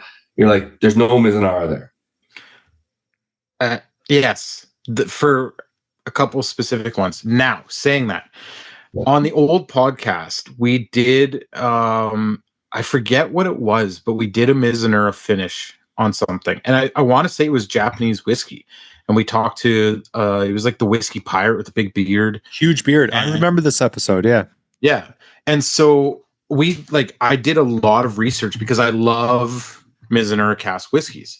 Yeah. And I remember reading that exact same thing that Dave Broom said. However, what it is if you want the full effect of what Mizunara wood will do, it takes 10 plus years. Right. But you still get a Mizunara effect on finishing a whiskey in it. The beauty of that and where it gets used is when you finish a whiskey in it, it's not extracting all the Mizunara flavors. So you're able to reuse the Mizunara barrels over a few more uses than you would, say, a bourbon and a sherry, where a whiskey will pull all the flavors immediately out of bourbon and sherry. Where Mizunara, yeah, you get that blast of flavor. I mean, look at Glendalough 12 year, 7 year, the Writer's Tears that we just did. Like, they all have Mizunara influence, and they're all finishes. They're not maturations. Yeah. But in that same article that I researched years ago, it did say a full maturation of Mizunara, 10 plus years, you're going to get a completely different profile being influenced on the whiskey. Right. That's a good breakdown. I'm going to get Dave Broom on the show, and you guys can talk Mizunara. Okay. I'm an investigative journalist. Okay. Yeah. I'm not a whiskey author. I'm an investigative journalist. It's my job to dig deep. To dig deep and then go live about it. You guys should. No more of that. No more of that. No, please no. I was literally having like anxiety dreams about you two getting like busted and our whole podcast being shut down. And dude, that week was too much. 100%. Yeah. I was just here chilling. Sean slept great at night. I was like, you guys want to do what? You want to pull it? Yeah, okay. It's been out there long enough. Yeah, Sean's like, I got nothing to lose. I'm getting paid no matter what. April whiskey events. Drams for fans, you guys. Yeah. Big one. Sold out as always. Huge. Well, there's one seat undetermined. Yeah, we might have one seat if Jared backs out. One seat. You get to sit wherever I put you. Yeah, there you go. Drams for Fams. You know what, guys? I super proud of this event. It's just freaking awesome. Every year, sold out. Raised $20 to $30 plus $1,000 for the food bank. So and we're just doing our thing. We don't it's, I don't know, we got really cool speakers this year, and speakers are coming, and it's not because we're one of the main events on the circuit, we're not Victoria Whiskey Festival, we're not New Brunswick Whiskey Festival, but people are just coming because they understand that what we're doing is cool. Totally. And yeah. It's a very, very special thing to me. We got Jamie Johnson coming this year for the first time ever. First time speaker. We got Reese Sims coming. First time ever. New speaker. We got Matthew from Wildlife Spirits coming this year. First time speaker. Andrew Ferguson from Kensington Wine Market is coming this year. Okay. It's his first time. So I'm excited for them to just come in because last year Igor from Heads and Tails came, and he was afterwards he was to me, this is one of the best events in Canada. And he just said, this is real whiskey people, and this is just for a real good cause. And he loved it, and he's coming back. Caitlin Quinn's presenting again this year, our girl Caitlin. Hell yeah. So it's awesome. Do you have any, you don't have to disclose it, do you know what she's presenting? I'm so curious. Listen, Caitlin and I have a bit of a beef right now. She's ignoring my text messages. I'm trying to figure out what she's pouring so I can make a tasting that. But she won't reply to me. Dude, I even straight up told her one night, I was like, if you would reply to Travis right this second, it would make his entire week. I think by calling her out publicly, maybe she'll answer. But no. Hey, Sean and I will go live. This comes out April 1st. If she hasn't told me by then, I'm I got to find a new presenter. Fair enough. She's busy. I get it. She's awesome. Yeah. So yeah, it's all super cool. I'm just, every year we do this, and I'm just super excited that people want to be a part of it, and we raise a bunch of money. So anyways, so cool. And then we got, what do we got? Dram Fine Whiskey Club, April 27th. This is a PWS one? Yeah, Bearded Dave's going to be there. No way. I have to work a night shift. Bearded Dave's going to go, and it's going to be single cast nation, but I think they're going to use the 2 stacks cream for a little welcome cocktail. Oh, hey. That sounds great. That cream, when I hosted for PWS, the cream went over like it was hot ticket for sure. Yeah. It's the best Irish cream in the world.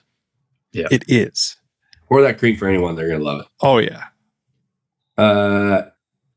SMWS at Kensington Wine Market, April 2nd. Kensington Wine Market loves Daffmill. We talk about Daffmill one day. I've still never owned a bottle of Daffmill, but I want to buy one. So maybe I'll buy this one. Well, Sean, you have some thoughts on Daffmill. It's never a whiskey that's blown you away. That's right, right? Exactly. It got so hyped so fast, and I tried numerous ones trying to figure out what it was. Not a single one ever was I would never. It was a no buy every single time. Right. This list is crazy. April is bumping. Yeah, Sean, you're going to one of these. Keg and Cork, SMWS, April. Yeah, April. I'm going on the 1st. What do they cost now for members? 45 bucks. $45. 8 whiskeys, steal of a deal. Yep, 8 whiskeys. Yeah. But it's a great deal. If you're not up for that, go to Keg and Cork on April 10th. Wildlife Distillery. The guys are going to be there presenting Wildlife at Keg and Cork. And then Whiskey Drop. I actually might go to this one, but I don't know who's hosting it. Ardnamurchan. Yeah. Dude, that would be good. I might just go to drink the whiskeys, even if it's They might ask Sean though. If Sean's hosting, I won't go. But if anyone else is hosting, I'm there. If anything, it'll be Dave Woodley hosting if it's not a brand ambassador. At Whiskey Drop? Oh, a Whiskey Drop? Yeah, this is a Whiskey Drop. Yeah, this is Oh. Drop. It's not Whiskey Drop Ardent American. not King Pork. I know. I want to say it's their rep. Yeah, so not the action. No one from the distillery. But anyways, Ardent American's awesome. We should check it out. That'd be cool. Whiskey Club shout out. We already did it. Dram Alliance. Yep. Michael Pang started it. Jackie's running the BC crew now. I don't know who's running the other crews, but guys, I'm in the chat. Like, I'm part of that club. How many people are in it? Not a club. It's a community. It's a community. How many people are in that chat? Hundreds.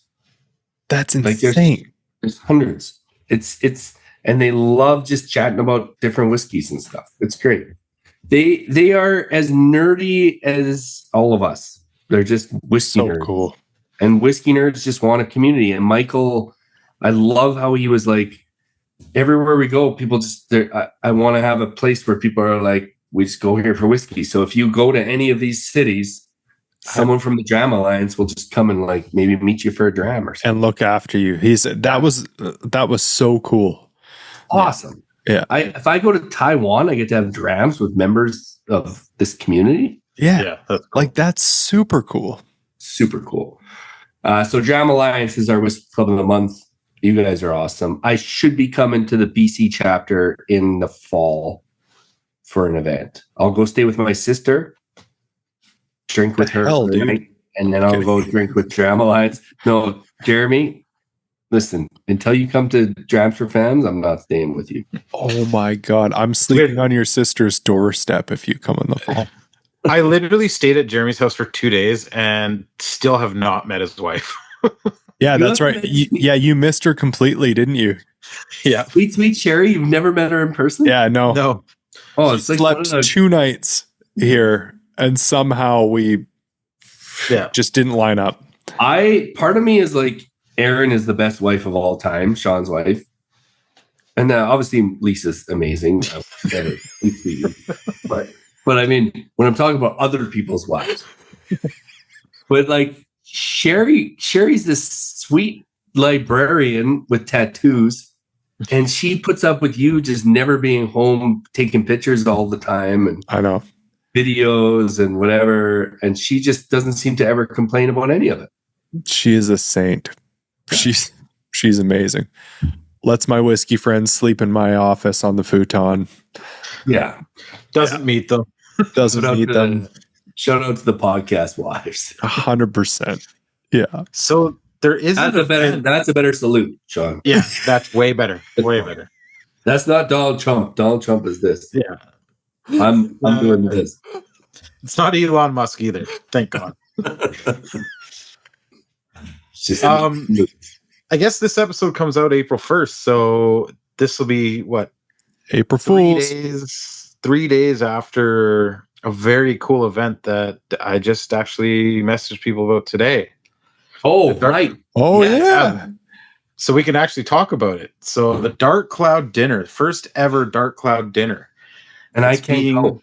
I know, that sucks. I'm so sorry, dude. If it was a regular shift, but yeah, anyways, sorry. Anyways. I can't go. I'm sorry. So yeah, it's at the Bothy here in Edmonton. A 4-course meal with 4 whiskey pairs. All 4 whiskeys are single casks. One is a Kilhoman Wine and Beyond cask, I think.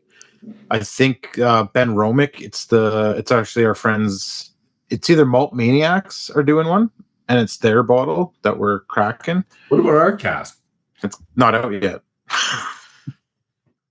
And then there's the Meikle Tour single cask that is for Alberta/Canada. Hell yeah. And then the dessert dram is a Dark Cloud whiskey pick. It's a 58-year-old North British distilled in 1962. That's insane. My first guess was going to be the Suntory Toki, but that's way better. Yeah. So yeah, it's been in the works for a couple of years that James Bourne has been trying to get Gordon MacPhail to release a grain. And then he messaged me in the fall and said, "Hey, I finally got them to release a cask. Can I send you a sample?" I was like, "Hell yeah, man." I'm expecting, like 15, 20 or whatever. No, it shows up. He didn't tell me until it got to me. Of course He's he like, "What do did. you think? What do you think?" And like, just insane. Like 1962. My mom was born in 1960. And That's so cool. yeah. So yeah, that's going to be the surprise dessert pour. Nobody really knows that that's being poured. It's just billed as a Gordon MacPhail single cask. So yeah, I'm so super stoked. Richard Urquhart from Gordon MacPhail, I think he's coming. And so it'll be the three of us. Yeah, Richard, James, and myself. Richard's all my hosting. boy. We had beers in Calgary together. I was there, It's my Trev. boy. Oh yeah, you Boy were there. Blue. You were there.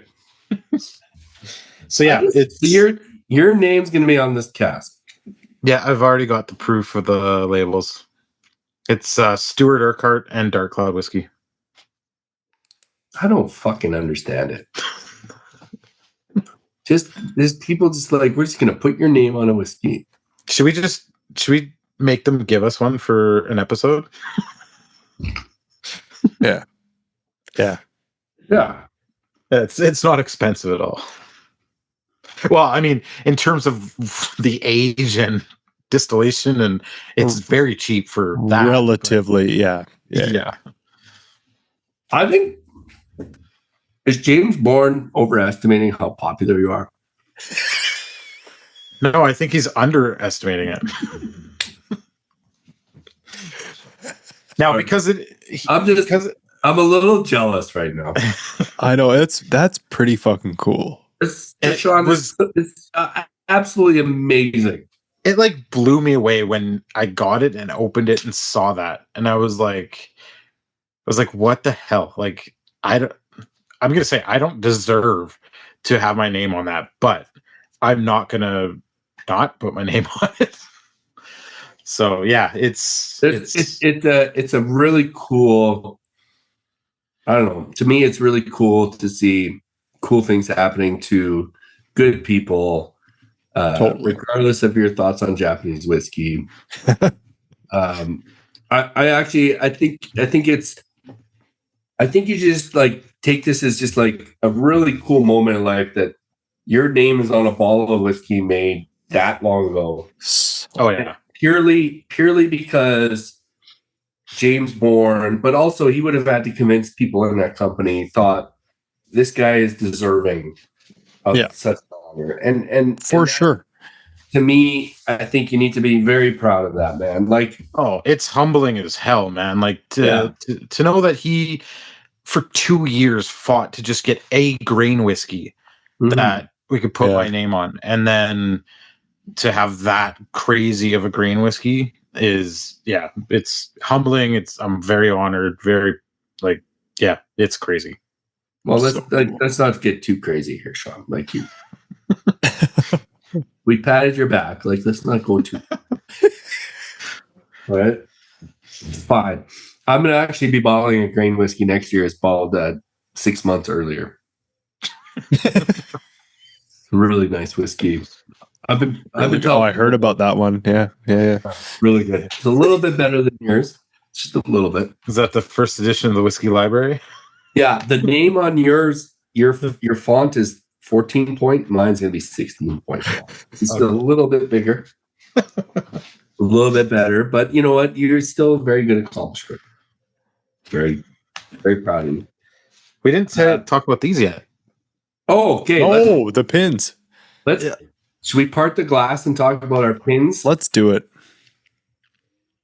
Well, Sean, as we're parting the glass, you should talk about the tasting kits and the pins. Yeah. So, just in case April 1st, which is today that you're now hearing or seeing this, there could still be tasting kits from last month, which maybe not, but they did come with two special gifts It came with a pair of Bushmills socks and a Bushmills Glencairn. Is that right? Mm-hmm. So yeah, I know Trav and I were joking that we went into Whiskey Drop a day apart, and both of us were in there, and somebody came in and bought one of our kits, which is So awesome. cool. So yeah, our next kits will come out May 1st. It'll have the Japanese whiskeys from today, and it will also have our next episode, which is new distilleries. And we picked new distilleries for a specific reason, one distillery in particular. But those kits May 1st will have one of these pins First in each ever, one. first people to get them. Yep. Other than us. Yeah. Well, and so when I got the box of pins, I opened them up, and my son Lachlan was like, I need one of those. And he put it on his shirt immediately. And then he goes, who are those pins for? And I said, well, they're for our subscribers, our followers and everything. And he's like, well, my grade 4 teacher follows your podcast. And I was like, what do you mean? He goes, well, I told her she had to follow your podcast. It's the And he's best. like, did she get a pin? I was like, of course she gets a pin. She's a follower. She gets a pin. So the first 2 pins to be given out were to my son, Lockie, and to his grade 4 teacher. Way to go, Lockie. Yeah. I won't name names because I don't want to, I don't know. I don't know what you get in trouble for anymore. You shouldn't get in trouble for listening to a whiskey podcast. Nah. But anyways, to Lockie's teacher, thanks for being a follower. We appreciate it. It's very cool. Straight A's for that kid. So we have 100 pins. It cost us $200. I think we went in the hole a little bit. We had a little bit extra money, but we're out of money now. Nope. No? We're still in the red. We're still in the red. Like how much?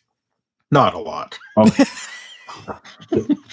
Okay. So We might be able to buy one T-shirt to split between the 3 of us. Well, I think we just keep buying pins. We have 100 pins. Here, did you get a pin yet? Our money goes further with the pins. No, I don't have one yet. Well, I think I gave one extra to Rachel to send you. So in the next, so we have 100 pins. I kind of think if you buy a kit, you get a pin. To me, if you're supporting the podcast, you're buying the tasting kits. That's Totally. regardless if Toki's in the kit or not. You're still gonna buy it. The other 'Cause you 2 are wanna worth try the kit. Yeah, and you want to try the Toki to basically see what we're talking about. Yeah.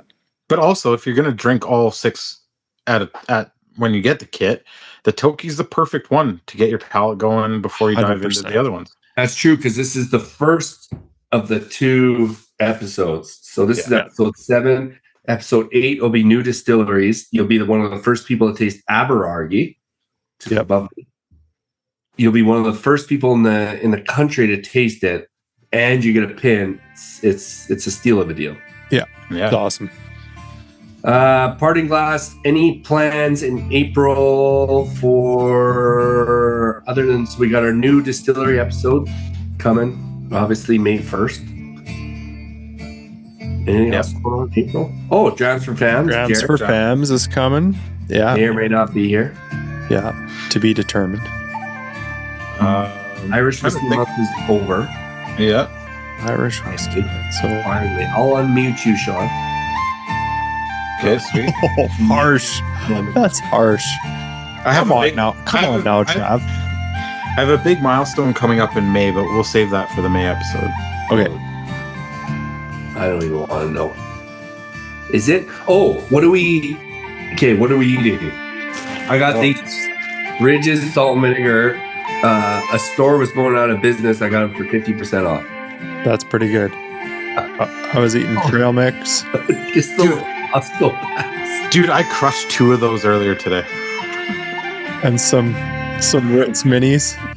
That comes straight There you from go. Costco, Jared? Yeah, because I raid my kids' lunch snacks closet because it's downstairs, and it's all the That's Costco totally- stuff gets thrown in there. I'm gonna get some more. Eating Walker's Oh, those are so good. all butter shortbread Highlanders. I think I'd have like 3 of those and I'd be done though. I had 4. There's 2 left. Holy. Trav, have you tried those before?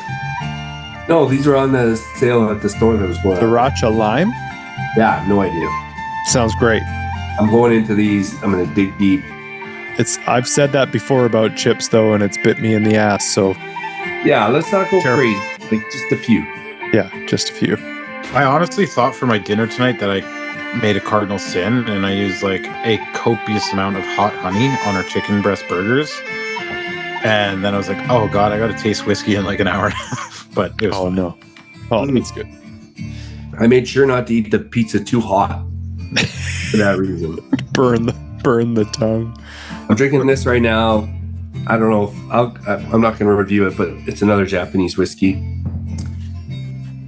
I don't know where we're at. It's still March, and so I'm gonna try to convince Sean to do an Irish after dram with me that I've been saving. Okay, well, let's turn off the recording and I'll be part of that. Okay. Why don't we do that? Is this what I think? Oh, shit. So everybody, next episode, shit, baby. newish distilleries in Scotland. Next episode. Next Great. episode. Jeremy, right there? Yes, sir. That is the one. Thanks for joining, everybody. We'll catch you next time. The Last Call Whiskey Podcast is sponsored by Whiskey Drop Canada. Don't forget that every 2 episodes, you'll be able to order a kit through Whiskey Drop where you can taste through all of the whiskeys that we taste on this podcast. And special thanks to our friends Really Jiggered for the use of their recording of Parting Glass in this episode. We'll see you guys next time. Good night.